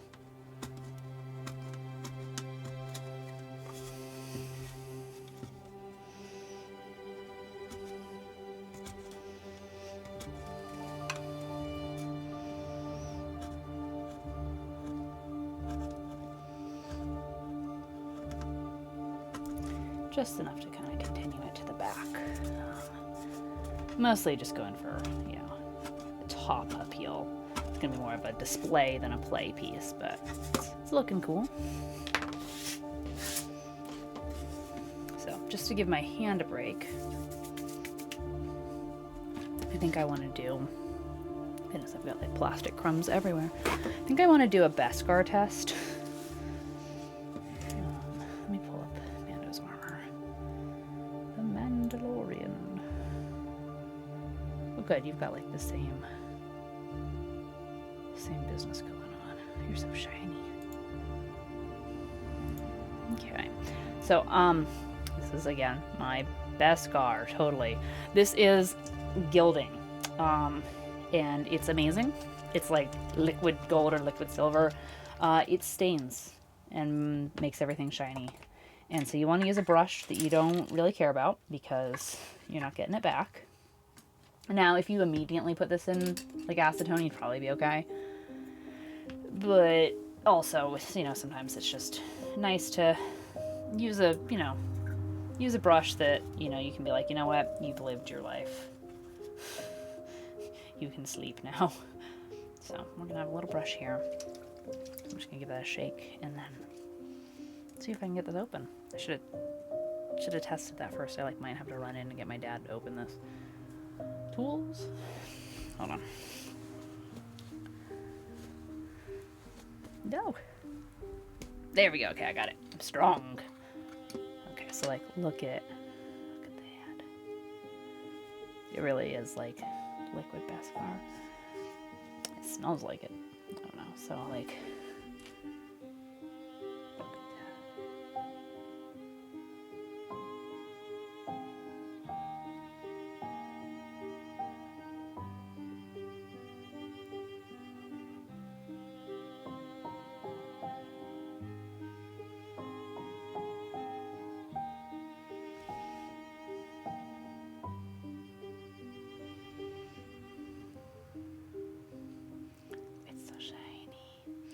So this also just kind of develops with a couple coats too. So definitely like 2 coat minimum recommended on this, but I really wanted to just kind of start that first coat, get him getting shiny so we could really see that Mandalorian come to life.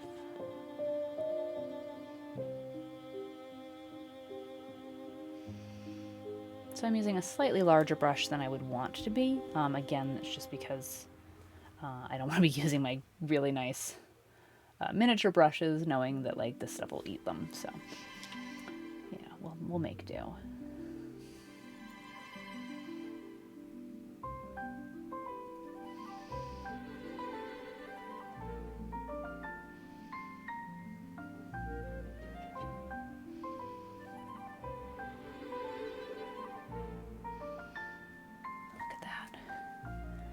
Like you can see just the one coat already, and it's a thin coat, but it's shiny. Very shiny. It's good stuff. And a little of this goes a very long way, which is nice too, because it's...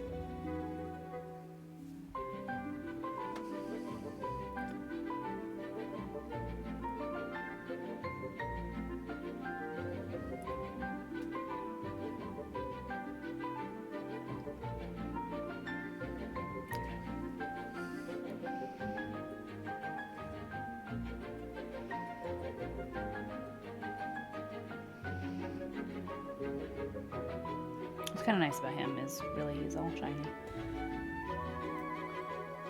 Say hello to the Mandalorian.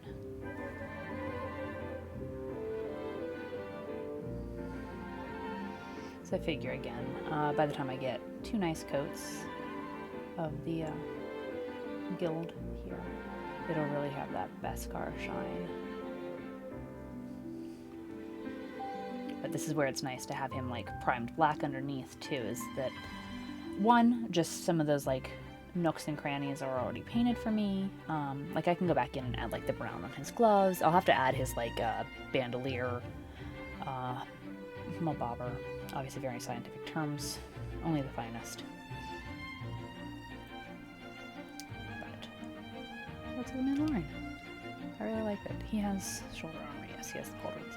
Which I might try and add a little tiny mud horn as well, because why not be extra? Like, obviously, if this was one of the ones that was made by Playskool, it probably would have just had a little decal, which, you know, no shame in that game. It might have been able to work it into the sculpt. There's a little bit of surface area there.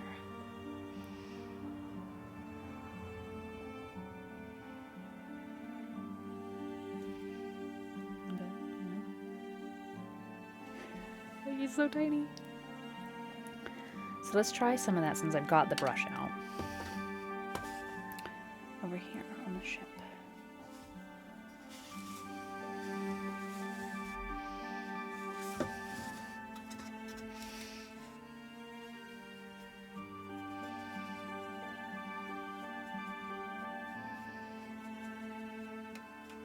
This, again, we'll take a couple coats to... Oops, see, it doesn't like my paint there. Didn't have a problem with that on Dan, but this does have a strong solventy base, so I was a little bit worried about it on the plastic. It seems to be holding up okay, but we'll have to be gentle.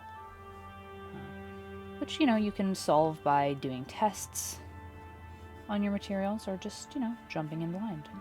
Your choice. I guess just that one spot on the tail I didn't like. Which is why we, like, I'll come in and add some weathering there, and we'll just call it battle damage. Which is nice with doing, like, a ship like this, where I know it doesn't have to be chrome finished perfect. Which, like, you know, pro tip, if you're going to start doing any sort of, like, modeling or toy customizing, like, sometimes it's easier to start with something that already has a little bit of battle damage. Because then... you know what? It was intentional.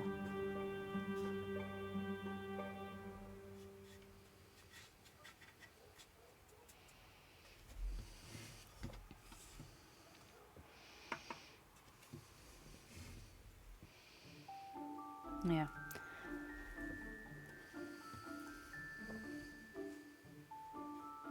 Also, what'll be nice too is, you know, once I have the chrome on, then I can go back in and really bring out all these divots that we painted, or carved, sorry.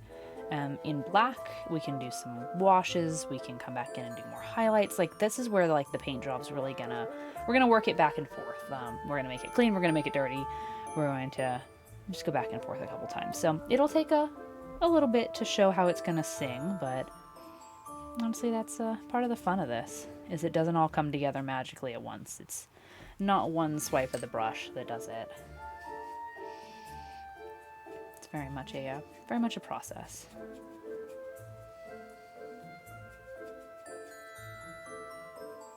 But at least seeing a little, even just a hint of the chrome, is making me happy.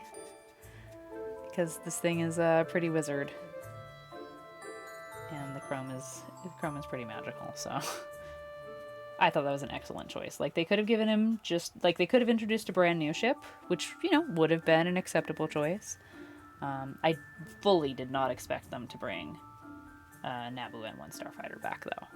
No lie, I wouldn't have guessed that in a million years, so that was a fun surprise. I mean, I totally had it spoiled, which is a bit of a bummer, because I try to do my best on warnings on spoilers, but I was on Twitter, and I probably shouldn't have been on Twitter if I didn't want spoilers, so that one's on me.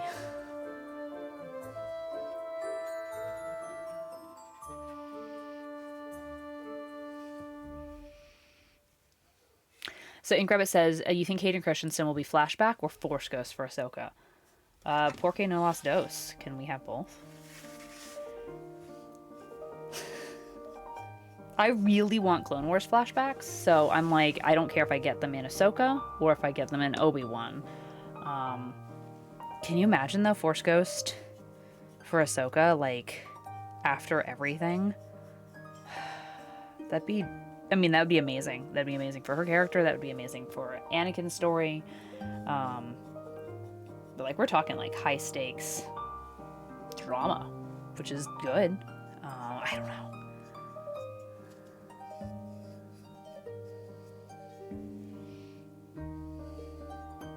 Yeah, after the I Won't Leave You Again in Rebels. No kidding. No kidding. Oh, Ahsoka.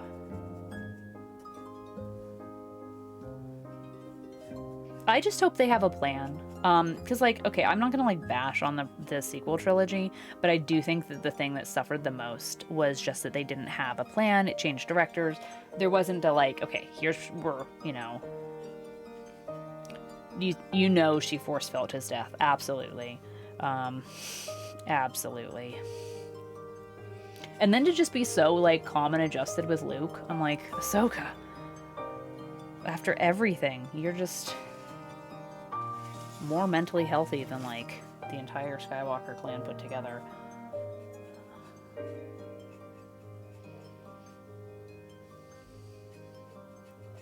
But, like, can you imagine Ahsoka just, like, finding out who Luke is? Because, like, she's dropping casual lines right now. Things like, oh, I'm a friend of the family, or, like, oh, you're just like your dad. And it's like, when we left Ahsoka last, like, we were not in, oh, yes, I'm so ready to see your son, and oh, you're so like your father, like, you know, just territory. And so, like, she's come a long way, too, you know? Which I'm excited for.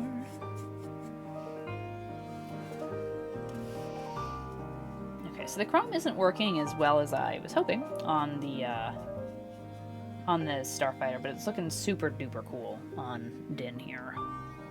So, we'll make it work. Honestly, again, this is just to have fun. And we'll get back to it. Like, we'll get it looking like I want it to. And if it could be magically that easy with a coat of paint, then, you know.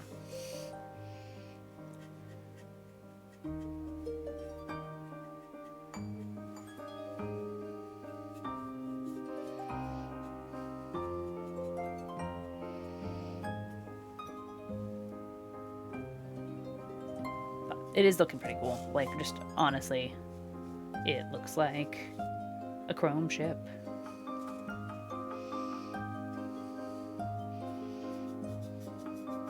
So I'm going to try not to get this on my hands just because it won't wash off.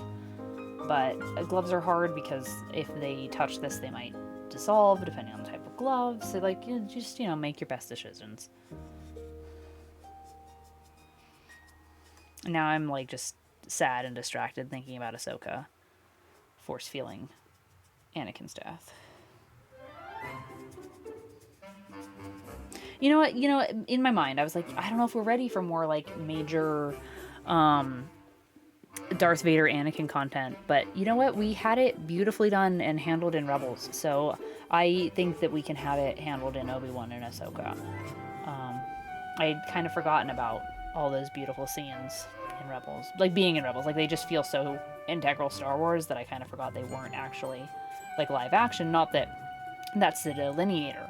Because, like, I consider Rebels to be some of the, like, greatest stuff to happen to Star Wars canon. But I just, the good news is, like, with a character, like, it doesn't matter what form the character takes. Like, if it's a good story, then it's just all Star Wars, But I kind of did forget that was animated. All of it. Because these characters just feel so real. And now I think that's what's gonna break me, is if we do get Clone Wars flashbacks in like real life, it's just gonna absolutely break me. In a good way, but, And Gravett says, they tried to make old dude with a beard on Endor in the final war Rex. Yes. I mean, they did. So, they didn't just try it. I mean, they successfully did. So do you think Rex and Ahsoka will have another reunion? I hope so. They deserve it.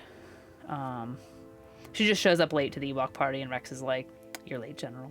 I don't know if I want Ahsoka there, because Ahsoka's show is, like, after all that,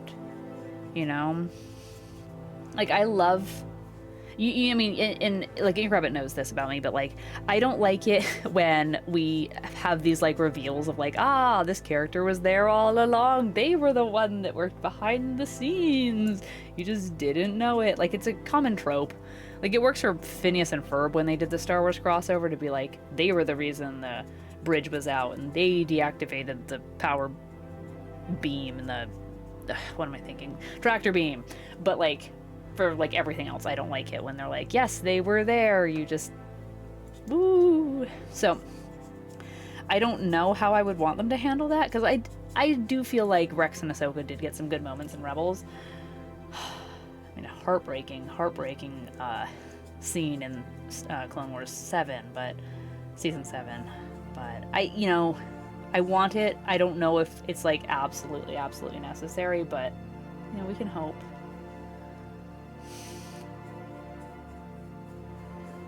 But no, I don't feel like every main character needs to be in the same place at the same time. Like, it's a big galaxy. Like, it's a real big galaxy.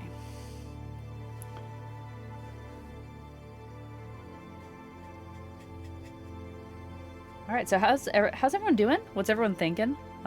This is looking pretty wizard, dare I say.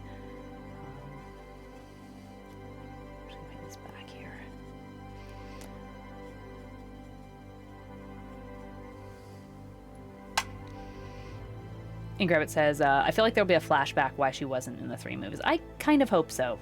That, or, yeah, like, if it's not in her show, in The Mandalorian or something, just to be like, wow, we knew there was another Jedi this whole time and she didn't come help. But then I kind of feel like they were getting there in Rebels. Like, she was... Damn, Chromie says, food has me lazy. I feel that. Where she was Fulcrum and she was, like... helping but from the sidelines, so they kind of already have that. The Jedi are still being hunted. Now we're gonna have we have the Inquisitors. Like, there are reasons for Jedi not to just pop up and be like, surprise, I'm a Jedi, I'm here. So Ingrabbit says, I think you need to use my tiny brush for the NOS button, right? Right now I'm just getting a big coat on this. We're getting close.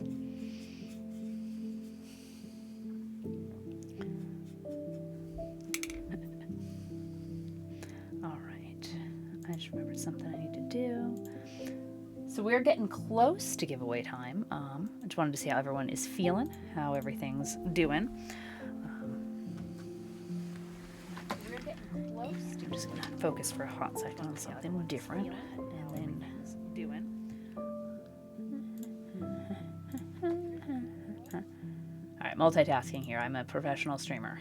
Trust me, I've got this.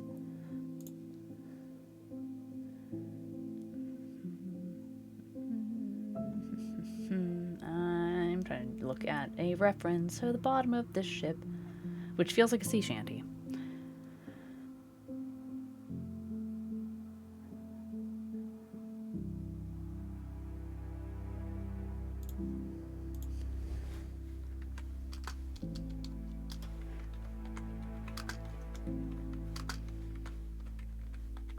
Okay, 1 second, sorry everybody.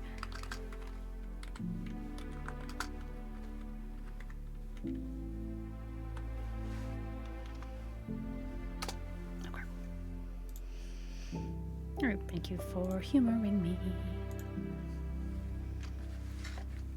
All right, so I told everyone to be here at 8 o'clock for the giveaway. So I'm gonna let a couple minutes go, you know, obviously just for people to like trickle in. I'm not gonna be like 8 o'clock on the dot. So we'll just kind of see where the, we'll read the room. We will read the room. I'm just gonna keep coat in the back of this. And I probably will lose my train of thought, like an absolute professional.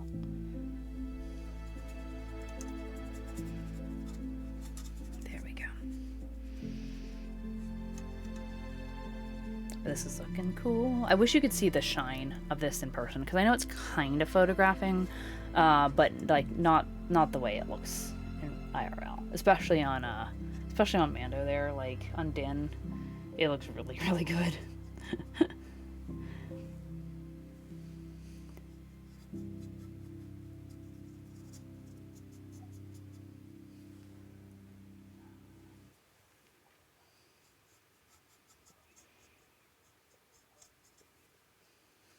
And grab it. Do you think I should like get a little vinyl sticker for the like the NOS button? Because I can do that. I could cut something out on the cameo. Make a little dashboard sticker. Okay. That's looking pretty wizard, if I do say so myself.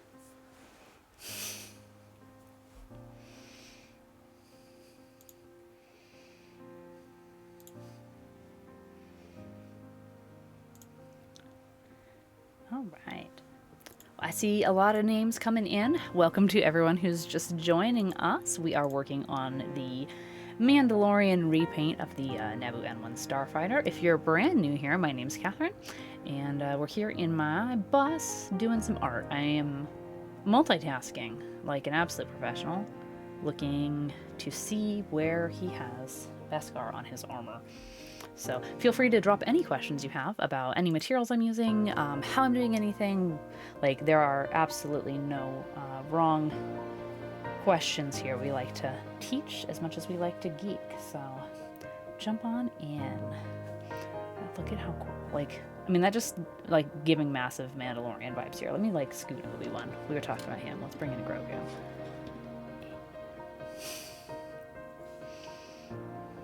You can see how shiny that is. Like, it's very shiny. It's very nice. He's got little bits too, with his little like flight of birds or whatever they're called.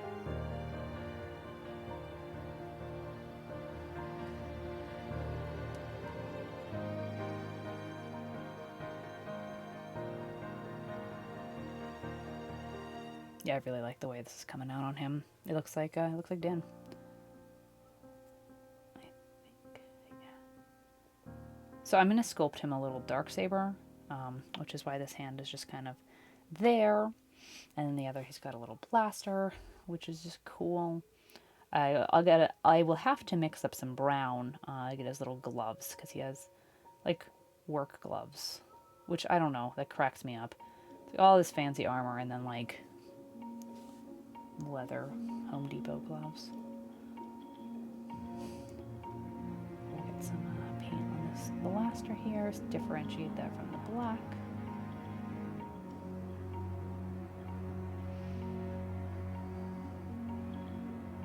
There's some really fun sculpted details in these little toys. I mean, like, honestly, for me, Star Wars has some of the best toys, like just arguably, and it's fun because there's creatures and armored soldiers and space wizards, and it's neat. Honestly, like, just it is cool to see all of the character design and different walks of life, and I like just all the design that went behind it. It kind of goes back to that, like we say around here, the geek's gonna geek, where it's just it might not even be like my favorite character or anything, but if I can tell that like a lot of thought and a lot of just effort went into it, then it's like, yeah, man, I'm here for this. Like, way to go. Okay, so he's got thigh thingies, which of course are like tiny on this, but no leg thingies. He does not have shin armor, at least not out of Beskar. So we're gonna get his little tiny thighs. On this sculpt, they're like just as wide as my paintbrush, like this little thighs. There we go. Little thighs. All right. So how is everyone doing today? Everyone doing well? I appreciate all the like geeking about all of this, because I mean, I like scream at Twitter and post in the Discord about spoilers, but it's just fun to talk live about Star Wars. Honestly, it's good stuff. Like, it's good stuff. Kind of wish I could go back in time and tell little Catherine that like someday this would be her job, and you just get to make cool stuff and have friends that talk about Star Wars all the time. It's amazing, honestly, and I'm really excited to like just raise my kid in a like nerd positive atmosphere. Look at his jetpack. Okay, so I know the camera's having a little bit of a hard time focusing on him, but he's cool. He's really cool. I'm like, ah. And then the ship's looking neat. I think just to mix it up, how do you all feel about a little tiny Grogu in the baby seat? So when we first started with our spaceship here, which it needs a second coat, so like, you know, everybody chill. So he's just gonna like display right outside of it. How do we feel about Grogu in the cockpit? I think I have enough epoxy sculpt to make that happen. Plus I have this really cute little Grogu toy off to the side here. I want to find a little dome. I was looking around, I was trying to scavenge in all my like loose parts to see if I had just like a nice clear dome. I didn't, but just something I could like repurpose as the little dome over Grogu's like baby seat. But I'll find something. I'll get creative. Ingrabbit says, I should have given you my mousers so you wouldn't have to wash your brushes. No kidding. So what Ingrabbit's referencing is he has a really excellent Teenage Mutant Ninja Turtle tabletop game, and it has, what, like, I don't know, 50 mousers, the little, like, I want to say mouse droids because I'm in the Star Wars mode. Obviously, the Ninja Turtle mousers are the, like, little, like, foot soldier droids with the little snappy tin can mouths. But yes, they also need to be chrome. I think you're using a slightly different paint, but... So Ingrabbit says, it wouldn't be a dome, but the top to... Oh, Little Sprout's Tangle Spray bottle might fit. Yeah, no, that's a good backup. I will think about that. I wonder if I could melt that. That's what I was kind of, like I said, I was kind of scrounging around in my bits and bobs, because I was like, I've got to have something that's vaguely spherical, right? Something spherical, but all right. Could be something I can melt down or adjust. Okay, so now I have a blob of epoxy sculpt. Oh, that's gonna be so cute.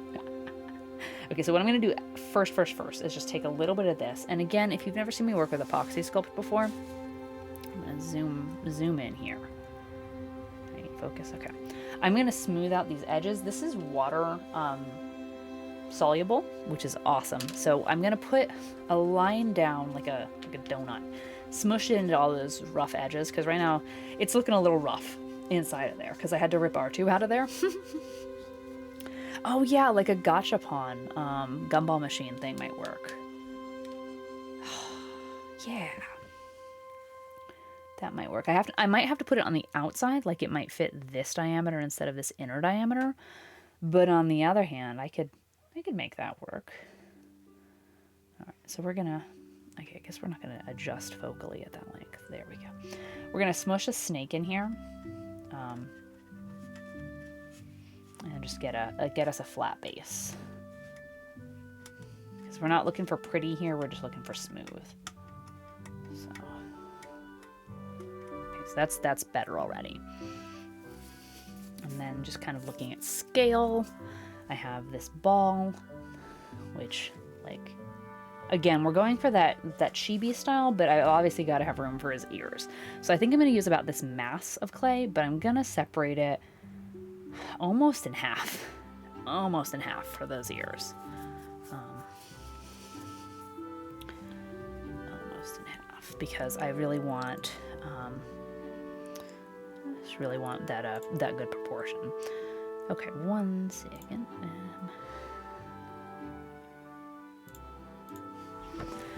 I'm gonna pull up a good reference of him. I've got the sculpt in front of me, but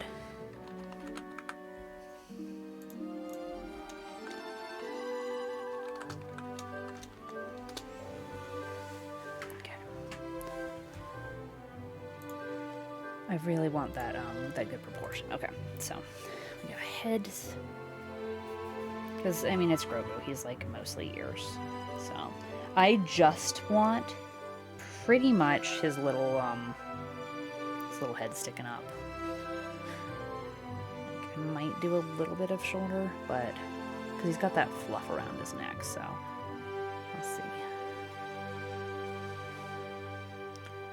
Kind of looking. And with this epoxy sculpt, you get some time initially to sculpt with it. It's very soft at the beginning, and it starts to harden within about an hour. So again, that's why I was like, there's no way we're getting this done before the giveaway, but I want everyone to be excited and have some fun with it. Okay, so let's put that back in there. So we're looking at about that size. So we're kind of looking down. And again, this is water reactive, water soluble, so like, when I use water to smooth it, I can get rid of my fingerprints and really just get some texture in there. I can also, I'm going to find like a little scribey tool, maybe this other one, and kind of just rough up his fur, because I really want that like cute fur around his little coat to show up. And then especially once I get some like khaki paint on that, it'll just differentiate his little face from the little, from this little seed here. And, like, obviously he's kind of ironically bigger than he is in the show in my little sculpt here, because I'm going for that chibi style, but it's funny because he's so small, and I'm making him big. That's the style, just the really big heads, the big hands, the big feet. So I'm just trying to keep it in that same vein. So you can see him. Actually, the paper towel behind, you can see his little head there. And then I have this other half of the clay, which I'm going to start making into his little ears. Now, of course, these ears are going to be hard because I have to fit them inside the cockpit area, which then it's like, well, maybe we'll be slightly breaky of the rules. Maybe not have a cockpit.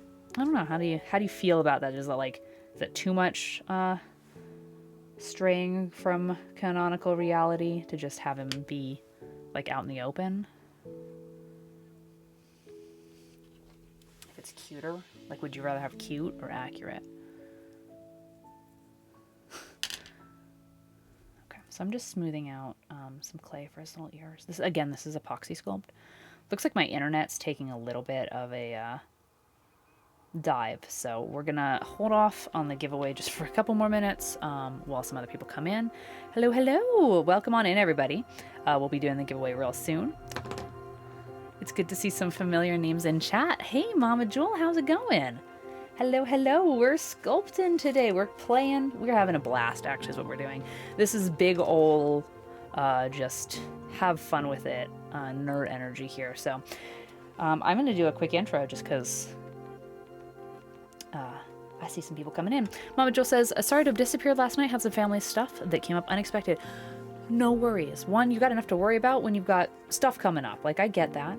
You know, for me, I call it mama mode, especially if it has to do with, like, my little sprout. But honestly, real life happens, and I'm just happy, hopefully, that everything is okay, and happy that you're here tonight. So, you know, I get it. I feel like, not to be like, I feel like I have to explain, but you don't have to apologize for that. Life happens. So, life happens. So what we're doing today, hey everyone, I see some names from over in King's Creations, which is really fun. It's really good to see the Creative Kingdom squad. Good to see you, Mama Jewel. Good to see everybody that's been here. I'm very, very happy. We've been geeking out over Star Wars. I know I've got kind of a messy zoom in right now. Forewarning, just for everyone that's coming in, although hopefully everyone can see the stream title. Hello, Quiet On. How's it going? We are working on a repaint of the Naboo N-1 Starfighter from The Mandalorian / Book of Boba Fett. So we're sculpting little Grogu here. So be wary of spoilers ahead. But we're just having some Star Wars fun and doing some custom repaints because honestly, toy customizing is so much fun. And it's something that I love to do, but don't do nearly enough. So it's like I'm making excuses. Which, like, I shouldn't have to, but you know how that works. Like, the good old neurodivergent brain is like, if we don't make reasons for it to happen, it won't happen. So that's what I'm doing today. Mama Jewel says, I want to be like you and have a bus crafty studio when I grow up. Like, that'll never happen. LOL. Yes. To the feeling of, like, never growing up, because honestly, I am here playing with my toys. But I feel that. But you know what? It's weird because, like, I'm very, very, very grateful to have my studio space. Like, this is my pride and joy. Whoops. As I knock off Grogu's ear. But, like, you know, you make things happen. Like, you know, you don't have to have a huge space to be a creative person. I love seeing what people can do, you know, on their dining room tables and on, you know, like, there's been so many times where, especially like in school, it's like, well, this is my bed and this is my studio, and you just make things happen. So big make it work energy. But yes, I'm very proud of my bus and just happy to see things grow, you know? All right, so I just carved out a little bit more out of little Grogu's ears here, just trying to mash them on. So we have him kind of just chilling. Now the epoxy sculpt, it is very soft in these beginning stages, like really, really, really soft. So it's gonna look kind of like a snowman. And then as it starts solidifying, you have about 3 hours to put in details. So it's gonna look derpy, and then we're gonna refine it. Quiet On says, ever just randomly want spaghetti? Yes. I want things that are carb-based and noodle-based most of my life. And I even had mac and cheese with dinner tonight. So, like, I shouldn't need noodles, but I feel that. All right, so what we're going to be doing, if you are just joining us, welcome, welcome, welcome. I, in my big brain, planning brain, was like, I want to do this as like a fun community thing. I want to make a toy custom and give it away, but I didn't want people to have to wait till it was finished, because I didn't know how long it was going to take, and I wanted people to just have fun and just chill and vibe while we were working on it. So I set a time for the giveaway, fully knowing that it wouldn't be done. Quiet On says, I'm low-key a simp for pasta. Big mood there. So obviously, if you're joining us and you're here for the giveaway, welcome. I know it doesn't look like a finished product, and that's because it's not, because we are also celebrating the journey that these things take. So what I'm going to do is we're going to draw a name for the giveaway, so thank you all for coming in, and then we're going to just keep working on it. So if you are curious about the process. If you are curious about the tools, please, feel free to ask, feel free to jump in. I love to teach as much as I love to geek. I'm going to give Grogu little eyes here. And then that way, the person who wins it gets to like be excited the whole time. And then we can just keep having fun. And that way I'm not keeping y'all waiting. So Qui-Gon says, as a Star Wars fan, I would put this in my future backdrop background. How does one enter? All right, so we're going to start everything. If you type in, actually, I'm going to bring up the rules just because I want everyone to be nice and aware of course, all of the just legalese. Let me jump to, I know how to use my thing. So I'm going to post the rules really quick in chat here. If everyone wants to give those a quick look-see, you're going to be typing !wizard in chat. That just kind of says that you agree to the rules here, and that we'll be drawing very, very, very shortly. Let me get Nightbot open. Yeah, so again, that will be !wizard. Yeah! And then BioJ, are you able to run this or shall I? BioJ is my mod. I'm good to do it either way. I just don't want to get paint on my keyboard if I don't have to.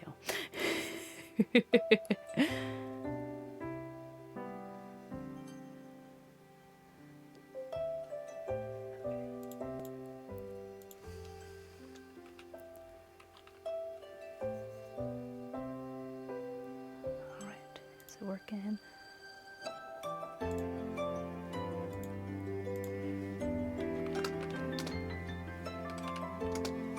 So I'm just going to give everyone a couple minutes to get on in. Thank you for your entries there. And I'm just coordinating with my mod so that we don't double up on our work here. Thank you. And then that way, I can be excited about sculpting Grogu's face. Because I have the best mods. Mod appreciation post. Like, mods are the best. Let me get his little face in here too. I love Grogu's weird little mouth. Like, that's just the best way to describe his weird little, like his little teeth. So again, right now, it's going to look really silly, very snowman level of detail because the epoxy sculpt cures over a series of phases, but it'll get there. Plus, we're going for this very like awesome play school aesthetic here, so heck yeah.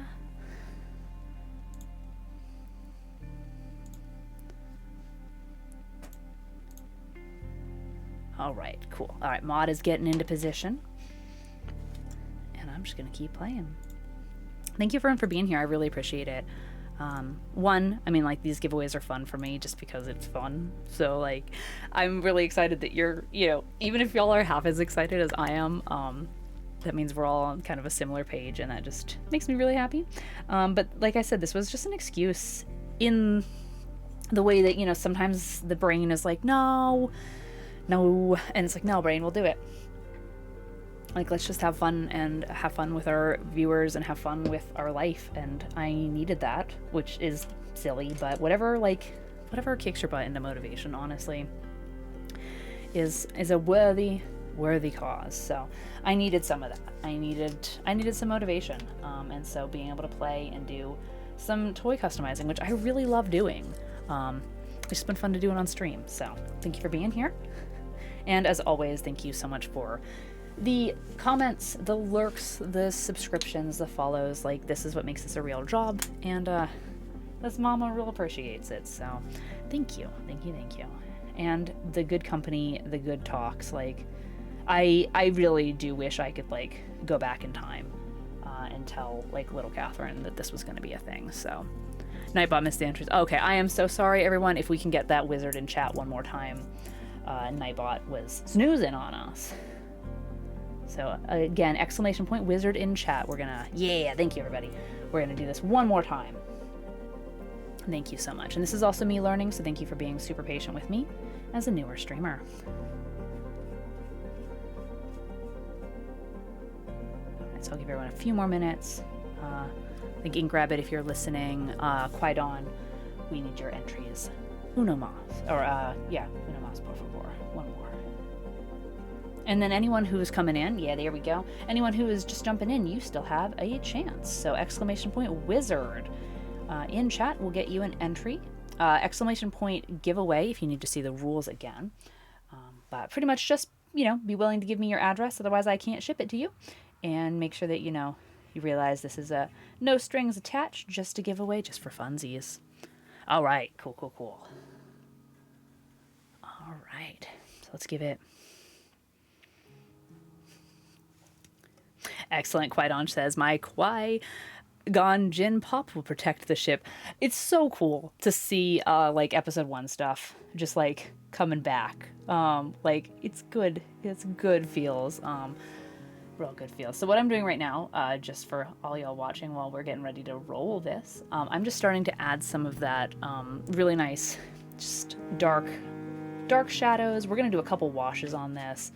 This is just going to be really cool progress, and just really start to darken, lighten, highlight, put more chrome in. This is one of those where it's really about building up layers, especially when you've got a ship that's as gloriously junky as this one. I just want to see that good junk level. Ingravit says, the pod racer engine. Yeah, that was so cool. Oh man, that's what's been really fun about the Star Wars shows. And as soon as this rant is over, I promise I will run the giveaway. Is just seeing all the stuff that they can bring back, because yes, it's a big universe, but also it's a small universe, and honestly, junk's gonna be laying around, and those industrious Jawas are gonna just bring us the glorious parts and pieces that we've been missing. All right, last chance. Right now you have a really, really high chance winning this. So, not to be hey, go get your friends, because you don't want you to botch your chances, but on the other hand, maybe you got some cool friends that'll help you win.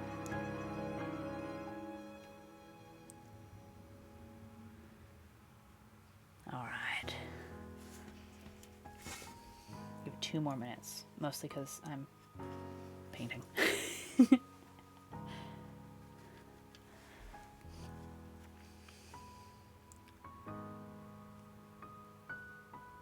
All right. Last chance, everyone. Last chance. Okay. All right. May the force be with you all. Looks like we've got some good odds. Are y'all ready? All right, BioJ, if you could do us the honor of rolling it. Let's see who the lucky winner is. All right, everyone hold their breath. Nah, just kidding. Everyone breathe. Hydrate, stretch. Plot twist, I win. Plot twist, I fell too attached to it. I know, it's funny. I'm maybe I shouldn't announce it's a giveaway till I decide if I like it or not.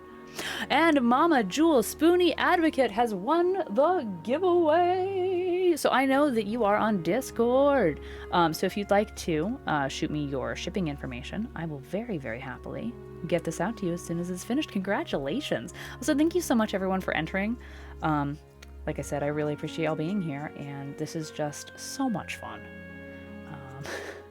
And also, big shout out to my mod. Thank you so much for helping me run all this. I know it's a lot of work behind the scenes, and I very much appreciate it. So everyone, give a massive round of applause to Mama Jewel Spoony Advocate, and she will be taking home this excellent wizard starship as soon as I am finished with it.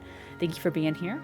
Thank you so much, everyone. I really appreciate, like I said, you being here. This has been a blast. Now, what I'm going to do is, the night is still quite young, so I'm going to put in a little bit more work on this, get it to a good stopping point. And then tomorrow will be Star Wars Saturday. I may start with this, live it fresh, and yeah, thank you. Perfect, Mama Jewel says.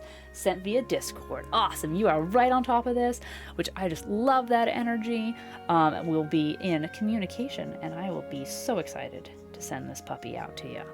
And again, congratulations. Thanks for being here, and congratulations. So I'm going to keep working on this because, right now we have little, Snowman Grogu, who obviously needs a lot more detail.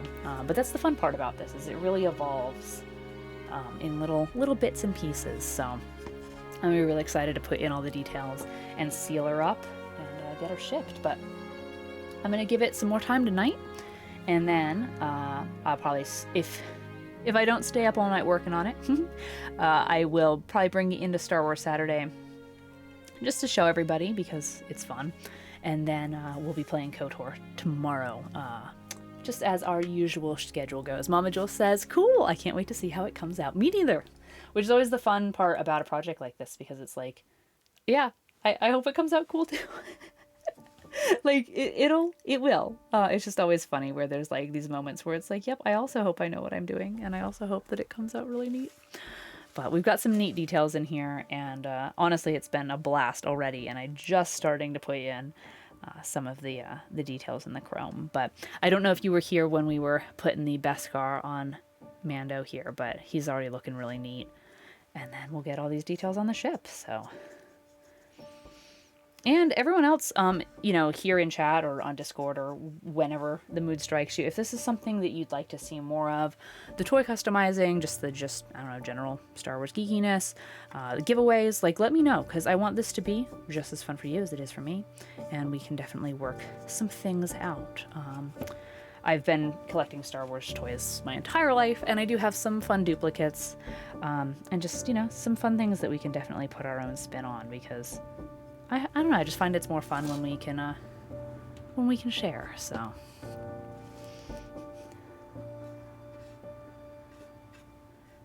Here we go. So again, congratulations to Mama Jewel. I'm going to be putting in some, just kind of bringing back some of that shadowing, and then this will get some washes, this will get some highlights, like...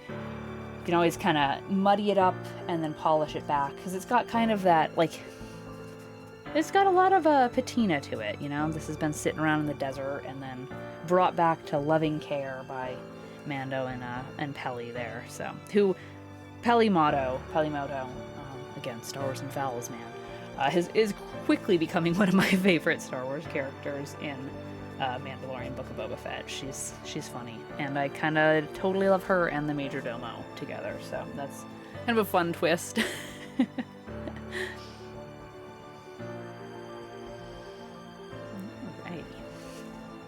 Cool. And as always, I know I've said this a couple times, but, you know, people are jumping in and out. If you have any questions about any of this art materials that I am using, anything, you know, including our very cleverly labeled Beskar here, let me know, because, you know, I love to share knowledge. You know, I had a couple friends that couldn't make the stream tonight, but they were like, oh, you know, like, can you tell me what you use? And I was like, yeah, heck yeah. Like, you know, I don't want to ever gatekeep anything. Like, I've learned from a lot of people I can pass on from, you know, like, hey, if you want to see really cool doll customs, go check out Delightful. If you want to see, like, you know, like, these are the places I've learned, and then this is what I've picked up, and then, like, here are my tips and tricks from my successes and fails, you know, along the way. Which is, like, the energy I miss from, like, art school and stuff. It's, like, I don't think art school was wholly necessary for, you know, what I ended up doing in my life, but I loved the opportunity. But one of the things I, did love about the experience was just, you know, being surrounded by people who just wanted to make and create and share, you know, just all like that camaraderie, you know? So I definitely don't mind sharing tips and tricks here. So we're just gonna kind of go back and forth with the acrylic and the chrome here. And you can see how, like, on this panel, I, like, kind of dry brushed that. I, like, wiped it off, and now it's got, like, a different texture from the, like, freshly chromed stuff. And I dig it. Mama Jewel says, you got it. That's the whole concept behind Make Fire, which, I'm so excited for. Mama Jewel's doing some really cool stuff. You should check out their channel and check out their About panels, because they've got this cool group called Make Fire, and I am just thrilled to be one small part of that. But yes, community and collaboration versus competition. Exactly. Like, obviously, there's a time and a place if you want to, you know, have a little bit of friendly competition, but big picture, like, we're all here to just, like, lift as you climb and, like, not make this harder than it already is, you know? Like, it's good stuff, because, yeah, there's enough obstacles already. We do not need to be our own obstacles in this crazy crazy thing. Like the Twitch makers and crafters community has been so amazing. You know, and like, but we're a smaller community, and so it's like I want to see all of us thrive. You know, we got just as much good stuff as everyone else. I want to see it. You know, I really do. All right, look at that. Feels very Star Warsy. There's something about I'm getting Super Battle Droid vibes right now from the way that this chrome is handling, which, you know, no complaining there. Which, oh, that was so cool. Like with a Scorpion droid, that Ingrabbit was telling me that was used. The concept for the Scorpion droid was based on unused Attack of the Clones concept art, which, oh, it's just like, yay, bringing it back. Like, they get it. They understood the assignment. It's good stuff. Like, that's why it felt like Star Wars, is because it was Star Wars.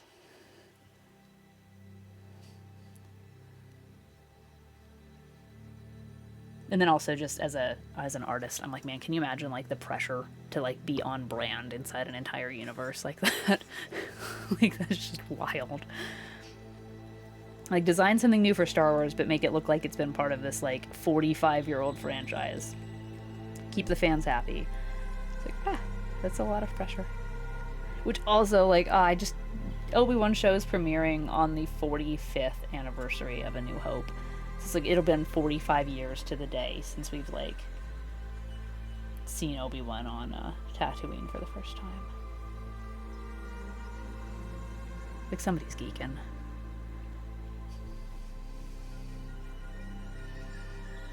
I'm just going to keep laying in more chrome. Let me actually scoot this over so y'all can see. So this chrome paint at its best requires 2 coats. So this is one of those where we did one in some areas, and then now I'm kind of starting on a second in some, but it'll take full 2 coats, if not more, to really bring out that shine. This is also very solventy. So it can be hard to layer this, but I didn't want to put it straight onto my plastic because I didn't want it to eat the plastic. So you got to kind of balance your materials a little bit, which I would say is probably the hardest element of toy customizing, is just knowing what won't like eat your plastic. But acrylic is pretty much always safe, which is nice because acrylic paint is accessible. And then like with some good sealants and like protective bases, you can pretty much get away with a lot of stuff. Which is kind of my style. Very much just, well, it didn't fall apart, so.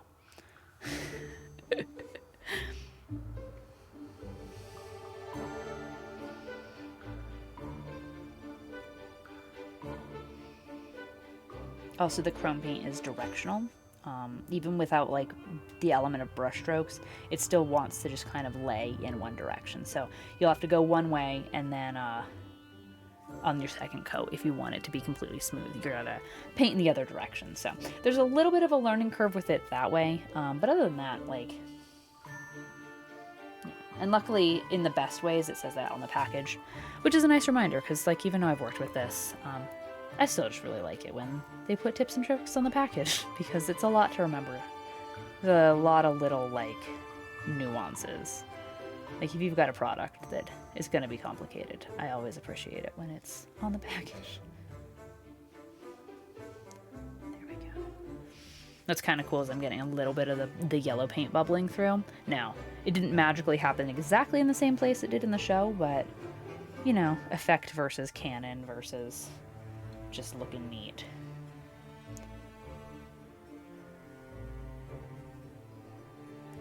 Now that that's kind of got a second coat, like, you can see how cool it's looking. It's looking pretty wizard. So I can skip back and forth to Din here, but you can see that shine. So we're gonna hit his jetpack here with another coat. And so I cut off some of the like more Boba Fett elements. Jango Fett elements. This was originally a Jango Fett figure. But I think it works. So. Plus, look at that like nice stark contrast in the like Mandalorian face tee. It's good stuff. I'm gonna drink some water really quick. So, for everyone watching at home, make sure you're taking stretch breaks.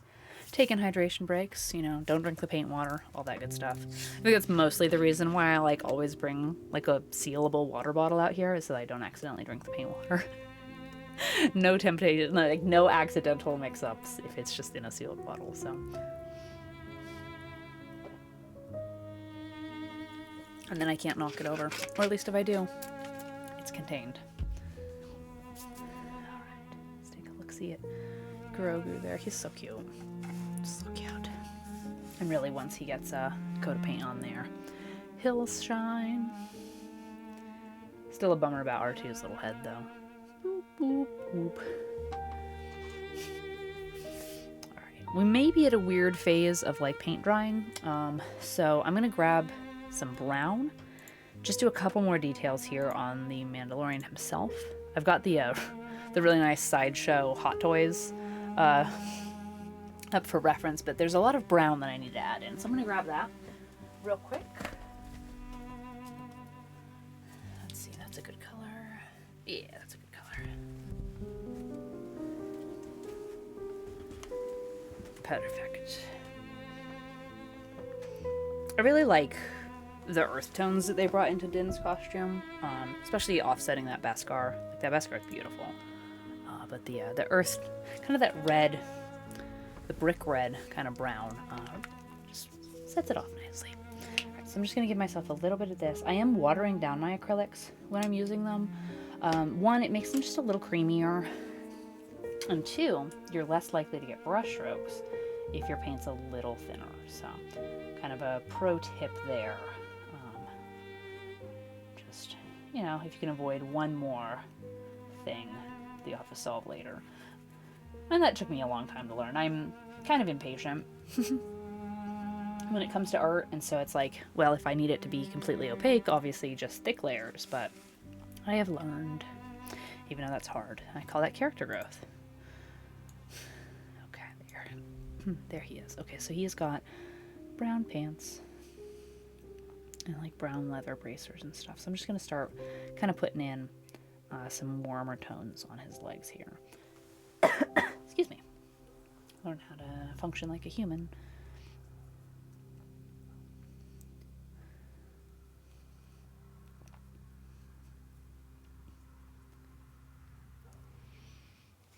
So that really already is warming him up considerably in color scheme. Excuse me.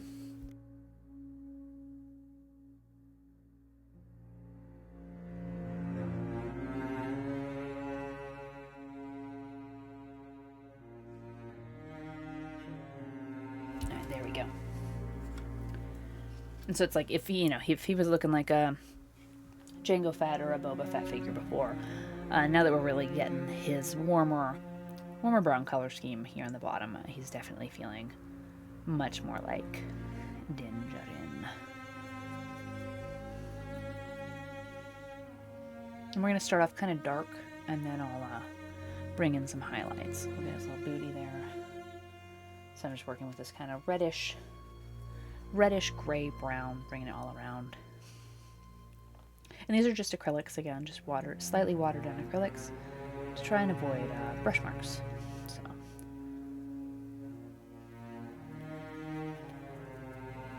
And acrylics always dry a little darker than you expect, so just pro tip. But we're just getting in a base layer, and then we'll highlight, because he's got some great colors going on his lower legs, which is nice about the sculpt having so much leg. Doesn't have a lot of torso, which is hard with the Beskar armor, but he's got a lot of legs, so we'll be able to get in quite a lot of details. Because he's got some reds,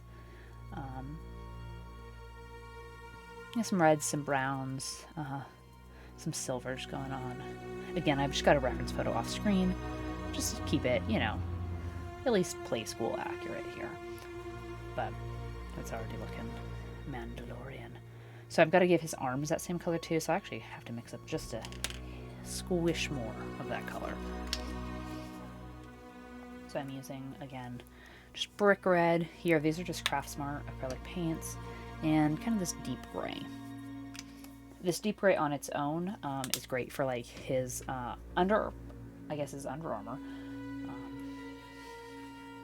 And this brick red just really has that nice brown tone that his clothes have, his kind of under jumpsuit thing. So again, we're gonna get that color going. Do his bracers go all the way around? I think they might. And then he's got very brown gloves, like almost that kind of tawny buckskin kind of color gloves. There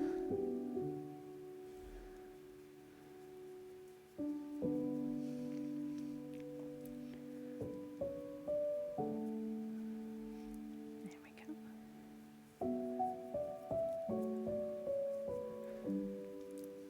Make sure we're getting all the little cracks and crevices too. That's really brightening up this color, this paint job as well.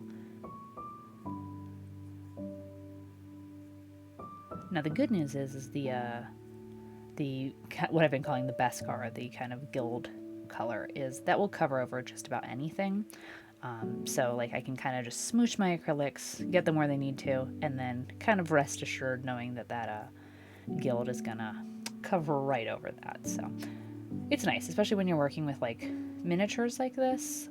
It's nice to know what kind of like order you can go in, where you can overpaint with like one color and then know that it's not like the end of the world. So I mean, like, take your shortcuts, like learn what corners are okay to cut, because otherwise, like, really you're going for like what looks the best on camera, and then like when you're holding it at a reasonable distance, like you're looking for effect, you know. You're looking for overall effect here. So that's going to dry a little bit darker. Like I said, acrylics always dry a little bit darker than they're applied. So I think once that settles into a nice color. So let me grab that really orange tawny work glove color, because that's a very bright pop on the Mandalorian. I'm going to have to mix that. Bright, cool, and I'm just looking kind of at colors just off camera here. And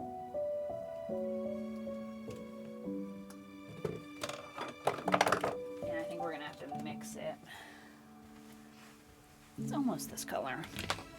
And yeah, I think work glove is like the best way to describe that.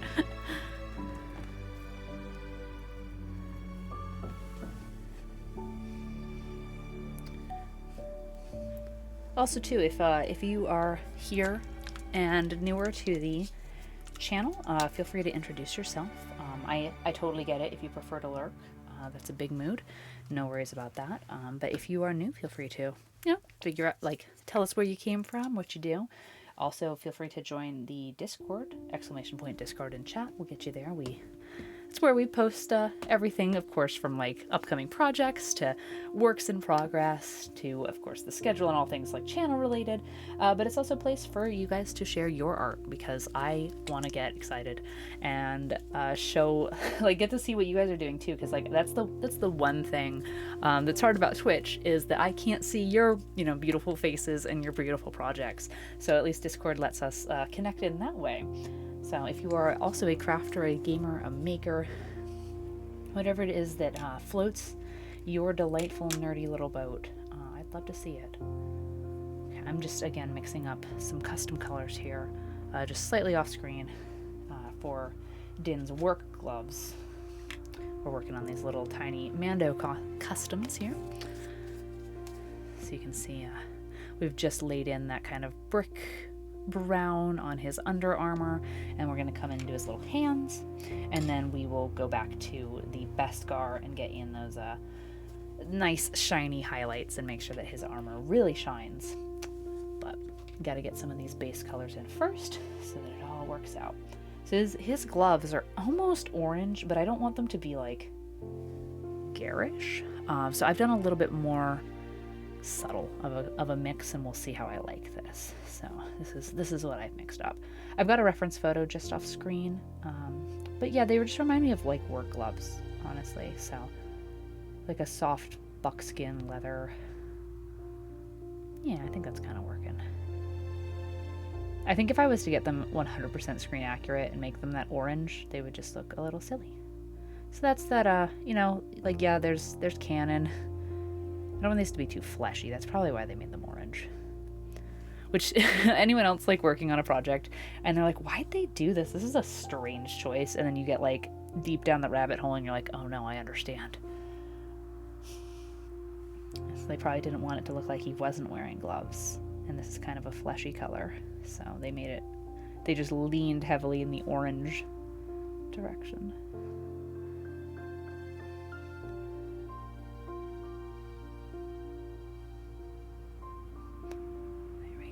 Well, if they end up being too flashy, we'll fix it.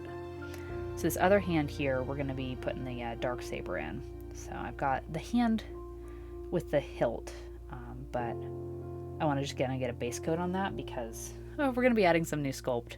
I'm not too worried about little details at this exact moment because we're going to have to come in anyway and fix that.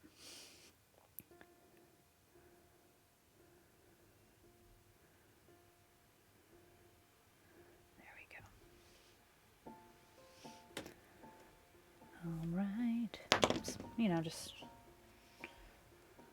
try not to dent your Beskar. I think I'm going to overpaint the glove because I'm not sure entirely where the dark saber is going to end up being. So this way, when I go to do that sculpt in that paint job, I don't have to custom mix this color again. Sometimes just that little bit of, like, not that I'm really good at it, it's something I'm definitely still learning, but I'm learning that little bit of pre-planning can just save you from yourself. Most of what I need to do is save me from myself, so. But I think that's just a big crafter mood. My own worst enemy. That's when it comes to mixing up in, not enough of the right color paint or too much of the same color paint, and then you have weird jars all over the place because you're like, no, I have this green, I made it, it's pretty. When did you start leaking? Alright, I'm gonna put you over here on the paper towel. Okay. Kind of contain the chaos over here. Alright. So now if this is your first time seeing the kind of gilt paint, this is very shiny, very cool metallic paint. And it really does look like... Oh, Ink Rabbit just used a bunch of channel points. Ink Rabbit says, hydrate, stretch, and posture check. Did you notice my weird leaning? Alright, let me do that. Thank you for using your bus tokens. One, it helps me stay grounded in reality and don't drink the paint water, right? And then two, I just appreciate the channel interaction, so. There you go. One not paint water special. And then everyone take a nice stretch break. I've got my little apron on. It always makes me feel like super serious. And then we'll sit up straight. I've got my cute Ahsoka hairband back in today just for extra Star Wars vibes. Makes me really happy. Makes for good super serious ponytails too. It's like, got Ahsoka with me. Alright, so we're going to be kind of adding back in some more of this silver. And so this covers just about like over everything. So that's what I was saying with your like under layer, to just make sure that your under layer gets in all the cracks and crevices, and then you're just really hitting your surfaces. And then if you're lucky, the surface tension will kind of just allow this to sit exactly where it needs to. Which is always nice when you're not fighting the material as well. And there's that pretty little Beskar. Yeah, so shiny. And this also gets stronger the more coats that are on it. Definitely 2 coats minimum. And then it just gets brighter and brighter. So some of this has kind of like 1.5 coats, but none of it has 2 yet. So we'll see how this really just develops. Here's this little wrist. There's a word. Wrist armor.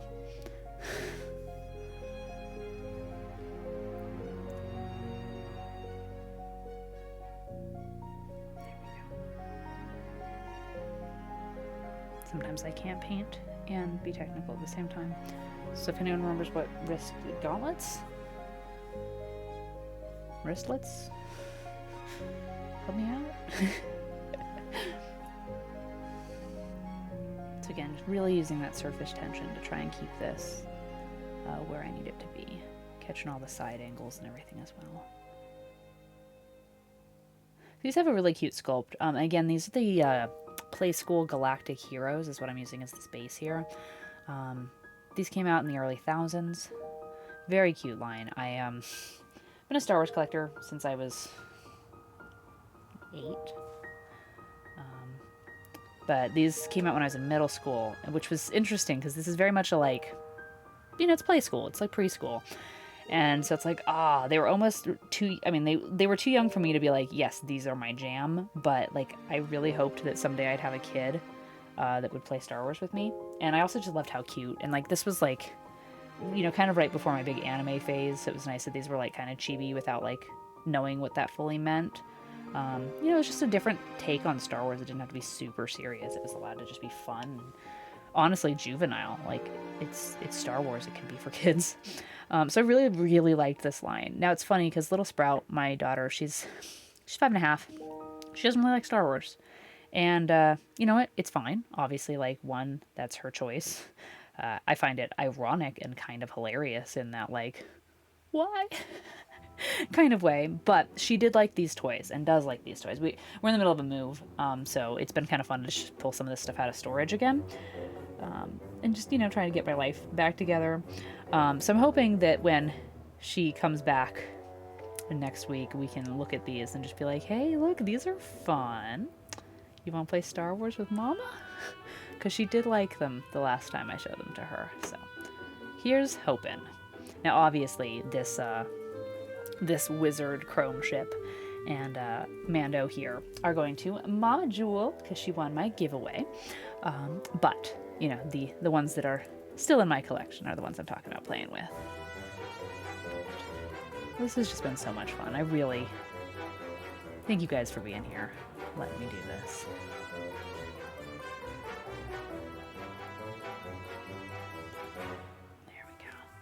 So you can really see how those earth tones offset that Beskar. That's good stuff. That's really good stuff. So a lot of this has to go in phases, add a little bit, let it dry. Before I even started today, I had to take everything out and spray seal it like a primer sealer. So like there's a lot of steps in this, and that was hard with like the decision to like when to give it away, knowing that it like wouldn't be finished. But I wanted to set a time just so everyone could like set an alarm if they needed to. And so again, I know it's late, and I appreciate y'all being here, but this is going to be one of those where this project goes on for, bits and stages. Like right now we have, kind of surprise Pikachu face Grogu here.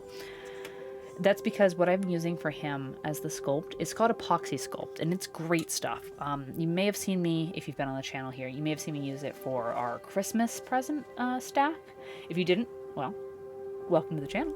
But it is a 2-part epoxy. You mix it, an A and a B, and then it dries over the course of about 3 hours of sculptability. So in like hour 1, it's just very wet, very loose. It kind of just holds big picture, like very gestural, and it's vaguely round. And then in hour 2, you can add more detail. And then like by hour 3, you can put in little scratches and it'll hold those. So you really have to sculpt in stages, which was something that was hard for me to learn because I want to just, not to say rush to the final thing, but I'm like, well, if this is what Grogu looks like, I want to just make it look like Grogu. It's hard for me to just kind of settle back and wait for the material to meet me. But honestly, it's kind of nice for projects like this because I can just throw down a vague shape and then come back to it. I'm gonna make a paper towel wad here. Obviously, I'll use these. There's no waste here, just to kind of hold this up so I don't scratch the bottom of the ship. And also just kind of give me a slightly more ergonomic working angle if there is such thing. So we'll just kind of bring Grogu in here. But his little fur thing, I want it to be, quite stippled, quite have that really fuzzy texture. And in hour 1, there was no way that the epoxy would hold these little, I don't know if the camera can pick that up, but these little divots to get that fur texture. But now in hour 2, it will, which is great because I was able to put that down, go paint, come back, and still have it be workable. And so as much as it's hard for me to be impatient, it does actually work with with the ADHD, because I can jump back and forth between these, and so it works. It keeps me always kind of just always kind of working on something. It's like, it's paint time, it's sculpt time, and then I don't burn out on any one particular thing too, which is handy. So we're gonna give him his little, robe fuzz. That's what we're working all the way around here. And I've got, again, off-screen pictures, but I'm also looking at this little guy, and that's kind of how they did the, like, I think it's called Sherpa, when it's a material where it's like smooth on one side and it's kind of fuzzy on the other. It's kind of what his coat reminds me of. So again, we're just kind of adding in as much detail as it can support. We're not trying for hyper-realism or anything, because we're trying to match this play school style. So we're going very chibi, very stylized. But, I want it to read as fuzz in the sculpt. I don't want to have to just, be like, it says jacket because it's tan. I want the sculpt to help support that. So now we have his little, he's so cute. This is going to be so hard. Like, I'm so happy just with everyone that, like, showed up for the giveaway. And honestly, I wish I had, like, a gajillion of these to give away, because you all are so amazing. But I'm just so happy with everyone that entered, and that Mama Jewel won it. It's going to a good home. I mean, honestly, you guys are so amazing. It would have gone to a great home no matter who won it. But just good people all around, I guess is my point. Good people all around. So I'm not even sad that it's not going to stay with me, because it's going to good people. So kind of at hour 2, also, I can really start dialing in which way I want his ears to go. And I want those big, floppy, excitable ears, just like so let me pull up a different reference photo. But as always, if you have any questions about what I'm doing, how I'm doing, just let me know. Yeah, so cute. Grogu, why are you so cute?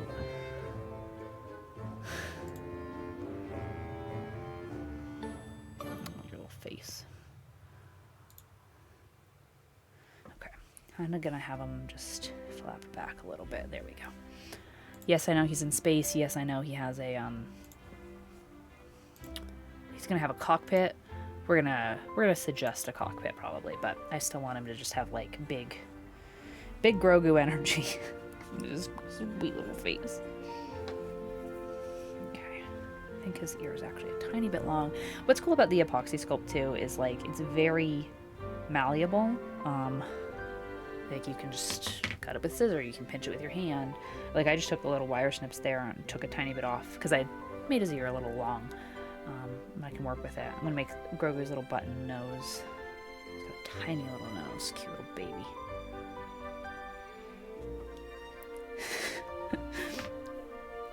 I mean, obviously, like, first year of life, what the baby gets dressed in is very much just for the parents' sanity. I think Little Sprout is lucky she's not a tiny baby right now, or she would be dressed in, like, nothing but Grogu stuff. And lucky in the fact that, like, I still hope she enjoys Star Wars with me someday. Obviously, it's just going to be one of those things where she will or she won't, and I can't force her. But if she was a tiny baby, I would put her in Baby Yoda stuff. She only calls him Baby Yoda. She refuses to call him Grogu, just to mess with me, and kind of love her for it. Even though it's one of those where it's like, is that how we're going to play it? Is that what we're doing? But, oh, you're so cute, you little squishy, unnamed species Star Wars creature. Oh, so, like, I mean, I think at this point we've all kind of established that this is an okay place for Book of Boba Fett spoilers. Which, spoiler hand if you're a visual person, but also just, like, it's in the title. How did everyone feel about Luke, like, being like, hey, Grogu, do you remember the before times? You want to, like, talk about it? You want to remember? And I thought we were actually, like, gonna get flashbacks of him on, like, I don't know, his actual homeworld. I mean, we got heartbreaking Order 66 flashbacks. But I was like, oh no, are we actually gonna, like, see the, Yoda planet homeworld for the first time in 40 years. Which always makes me think of the, so I don't know if y'all know this, but back when Empire came out, there were collector's cards, you know, like Topps collector's cards, and an artist had drawn one where it was like it was like a bunch of like Yoda-like creatures kind of around a statue of like a Yoda deity, and George Lucas was like, no, not allowed. Yoda's the only one of his species that's not a thing. Like, get that out of here. So that's like one of the like rarest Star Wars collectibles, because a couple of them got printed, and now it's funny because like Grogu over here, he's like the third Yoda species character we've had, because everyone forgets about Master Yaddle in Episode 1. Like, it's Yaddle Erasure over here, but still no home planet, still no species name. Like, obviously you can be a legit species without a species name, but it's still just wild, you know. 45 years of Star Wars canon and we don't even know who you are. I like his little dot eyes, but I kind of want to give him painted eyes. Why is this so hard? Decisions. So right now I've got this like little baby Yoda face. So again, Epoxy Sculpt is water-based, and so I can take at any point just like I was gonna say a clean brush, but really just a moderately clean brush here, Jen. You can hang out here and smooth it out, which is nice because it keeps it really workable, keeps it really soft and flexible, and it's just a fun material to work with. Now, it's not something I would recommend you touch for a long time, and if you do have gloves that you can work in, I would recommend that. I am in between finding gloves because I'm developing a latex allergy, so it's one of those where it's like proper protective equipment is important, but so is not aggravating allergies. So find what works for you, obviously. Cute little face, you. Cute little Grogu face. Okay. Just kind of pinching his ears. This is a lot of just like kind of just feeling it.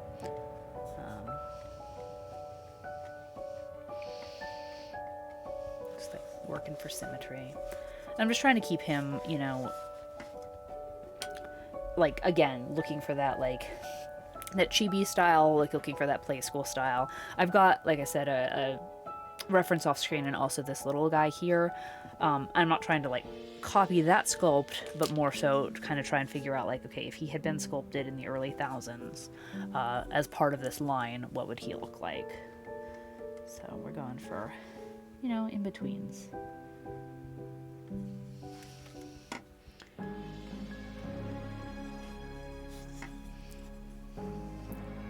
And I know once we get that just signature green in here, it's gonna look way cute. Also, you know, if you've ever done any sort of like clay or pottery, this kind of joins in the same way where if you kind of rough up your surface, it really sticks to itself. Makes a good bond, so.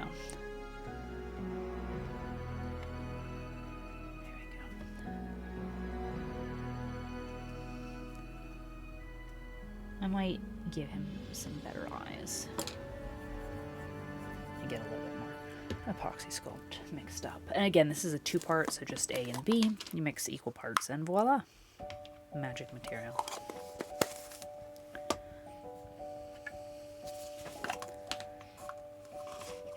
And so just as a reminder, if anybody came in late, this will not be finished tonight. This is just one of those projects where it takes a little time and things have to dry. Like this epoxy sculpt has to dry for about 3 hours. Probably should let it dry for about, 20-ish before I really put paint on it. So obviously won't be finished on stream tonight. That'd be kind of a fun challenge. Do like a 24-hour sculpting stream. We'll see. I mean, that's the cool thing about Twitch is like, honestly, the possibilities are endless. And things can evolve. So again, if that's something you'd like to see, welcome to tell me here or in the Discord. Whisper anything you'd like, because I would like to know what is interesting to you as well. Because I can have fun. I can just nerd here and sculpt little tiny baby Yodas till the cows come home. But I just really like having fun. This has been a blast. I mean, really, it's so cool to see like toys that I grew up with and like bringing them into like, again, this next generation of Star Wars. And Star Wars is in such a cool place right now because we're just getting so much content, but you can like pick and choose, which like obviously I'm indulging in it all, but like if you're just interested in just the Mandalorian, that's awesome. You know, I'm really excited for Ahsoka and Obi-Wan, but like there's just shows of it, and I personally loved the animation, the animated stuff, Rebels, Clone Wars, but like never have we had so many like at the same time shows. Like Rebels ended, Clone Wars ended, and then Rebels started. Now we did have one season kind of overlap there at the end, the final season of Clone Wars and Rebels, but like we never had so many concurrent. There's what I'm looking for. Just avenues of Star Wars goodness. So this is fun. This is fun stuff. Okay, so I'm gonna inset some little eyes and then maybe make some little eyelids. We'll see. This style is very flat. Like here's Obi-Wan. Let me see if I can get the camera to focus. You got ship shavings all over you, dude. It's very flat. There's not a lot of huge raised details on the face sculpts or anything. It's a very simple style. That's what's hard though with a character like, say, Grogu or Yoda, is if their face is just flat, like none of that, you know, kind of slightly Whoville, muzzly mouth, they just don't read the same. Like, Yoda's not quite the same with like dot eyes and a lion smile, you know? Whereas, you know, Obi-Wan's kind of working. He's got some vague suggestion of facial hair, and we're good. It's Obi-Wan. Which is interesting with the creatures. Sometimes creatures are really easy to simplify, and sometimes they just don't look like anything but, I don't know, a weird Ditto knockoff. I don't know. Are the inside eyes terrifying? Let's see. Let's find out. You know what? No, I think I can make that work.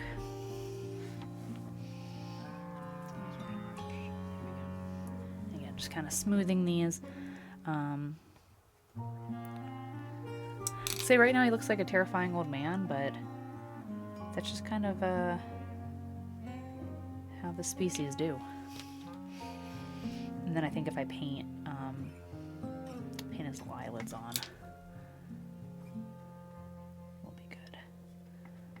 I want just, it's like I'm trying to get just enough sculpted suggestion that I have good lines to follow when I paint, but not so much that like I can't change direction. Like mid paint job, you know? Because sometimes they just kind of come up with a character all their own halfway through the process. So I'm gonna stop fiddling with him because he looks really cute. Let's see if I can zoom out a little bit. Let's get kind of more of the messy work table going on. Again, as always, this is a 1-inch grid, so just for scale. But here we have the Chrome Wizard. I don't think the ship's officially been named yet, but it's Chrome, and he calls it Wizard, so I've been calling it the Chrome Wizard. Very creative. But there's little Grogu. And so kind of the first coat is just about done, and then we'll keep adding to it. But it's getting there. And then here's Din. So Din doesn't fit in the cockpit. This was designed only for a very specific Anakin figure, but I do have the actual cockpit piece, which is beautiful and will snap back in place for the whole effect. But this was an episode 1 set, so it's got little kid Anakin who stows away, and originally this had R2. We did have to evict R2-D2 out of the droid cockpit, but I felt like Pelimato was so like, or Moto, so you know, it's not even complaining. It's all good Star Wars stuff, but yeah, it's really coming along. So kind of no matter where we leave the stream tonight, I think we've made really good progress, and like I said, I'm thrilled that all of y'all came to the giveaway, goodness, and very, very grateful for just everyone being here. Like truly, this means a lot to me. I'm just a single mama trying to make my art thing work, and it's just been so much fun and so rewarding to just geek out with you guys about everything, honestly. So this is some really fun time for me, and I'm very, very grateful for it. Okay, I have a little bit extra epoxy sculpt that I'm just going to kind of hold on to. I might start making the base of the Darksaber, and we might actually just get kind of creative. I've got a zip tie here because I'm going to need a base, and I want something that is quite beveled, because the Darksaber is very quite beveled. It's not round like a lightsaber is, which is going to make it hard mentally, I think, for me to sculpt. So starting with something that already kind of has that flat edge is going to be nice. Plus, I very much love the use found objects. And then this gives it a nice flexible core while I'm sculpting, and then should dry pretty, like the epoxy sculpt will dry pretty rigid and shouldn't have a problem. So I'm just going to kind of do a nice thin coat. See what we can cover. So again, this is the 2-part epoxy. Ink Rabbit says, you know, it would be fun to see Boba Fett bringing back pod racing, right? I mean, the Hutts liked it as a form of entertainment, and if he's going to be the ruler there, he'll have to bring something back since he's, you know, run all the space drugs out of the economy. That would be fun to see pod racing again. No lie, I would love to see a return to that. But again, I very much hit, like, the prequels just hit at the right time for me in my life, and so I will always just be a fan.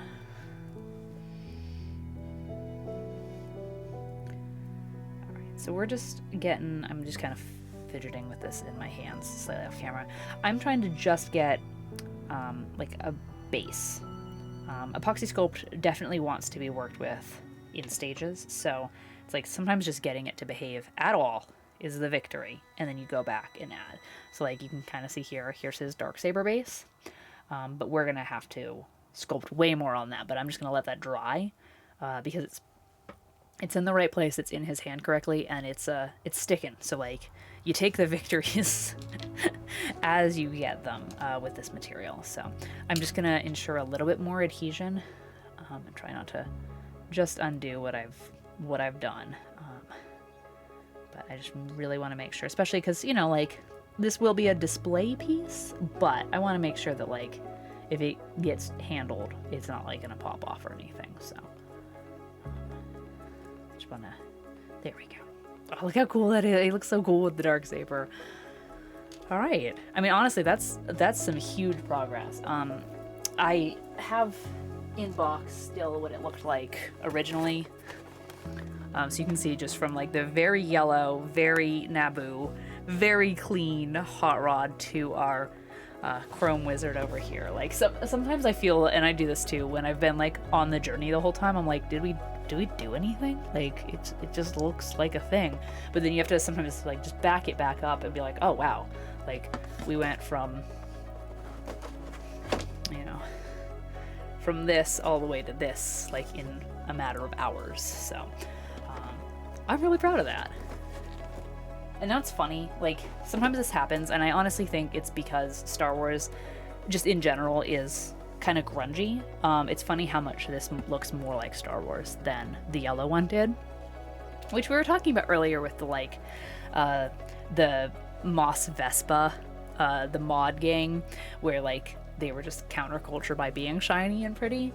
But it is funny because it's like, this one actually looks a little bit more Star Wars. Like, why is that? But aesthetics are very interesting. So we're going to be continuing to work on this. But you can start to see that shine, that chrome is really coming along. And with a couple more coats of that chrome, that'll really sing, especially on this Beskar here. So, but like just as a little display set, like look at how cute, like this little buddy. I have to be really careful because Grogu is still very wet. And I don't want to bump him because baby's drying. But we've made a glorious mess, and I'm excited for it because you know what a glorious mess means? It means we did things. Like, I got confetti everywhere. I'm gonna have to vacuum. This was all the shavings from when we were taking out all the ridges. Like in the best way, that just worked. Kind of forgot those weren't all there at the beginning because it worked. So like, thanks for being here on a journey and just experimenting with me.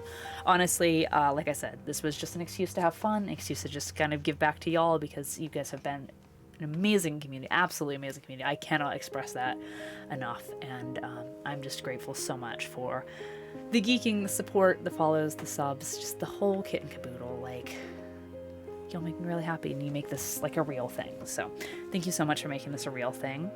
I'm gonna let this dry because I'm definitely at that stage where if I keep poking at it, you know, it's not gonna do it. It's not gonna do well for it, which, talking of character growth, that's something that's hard to learn as an artist, I think, but so important to just let things chill sometimes.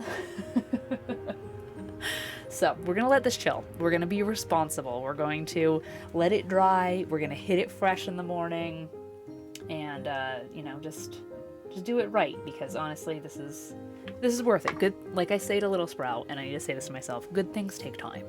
So gonna learn. So what I think we're gonna do,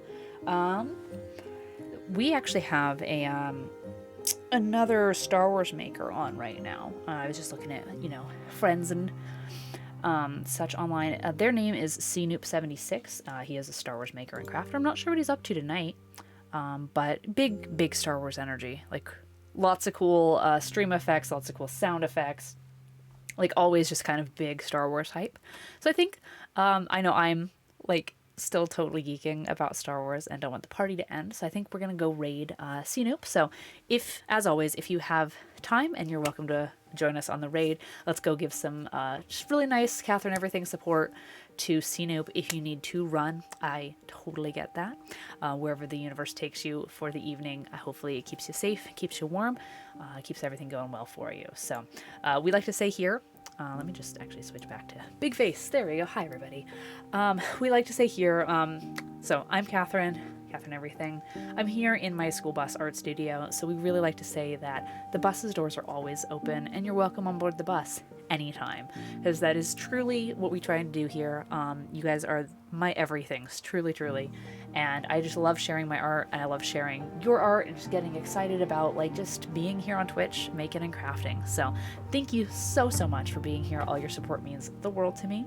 If you are interested and you have Amazon Prime, you can subscribe for free using your Twitch Prime Gaming. That way we both win. But I totally get it, and I hope that, again, like I said, wherever the universe takes you tonight, I hope it's a good one. Let's go give some love to CNoop76 and keep on keeping this Star Wars train going. So may the Force be with you, and I will see you guys tomorrow, 6 o'clock, Star Wars Saturday. We're playing KOTOR, 6 p.m. Pacific time. I'll see you then. Bye!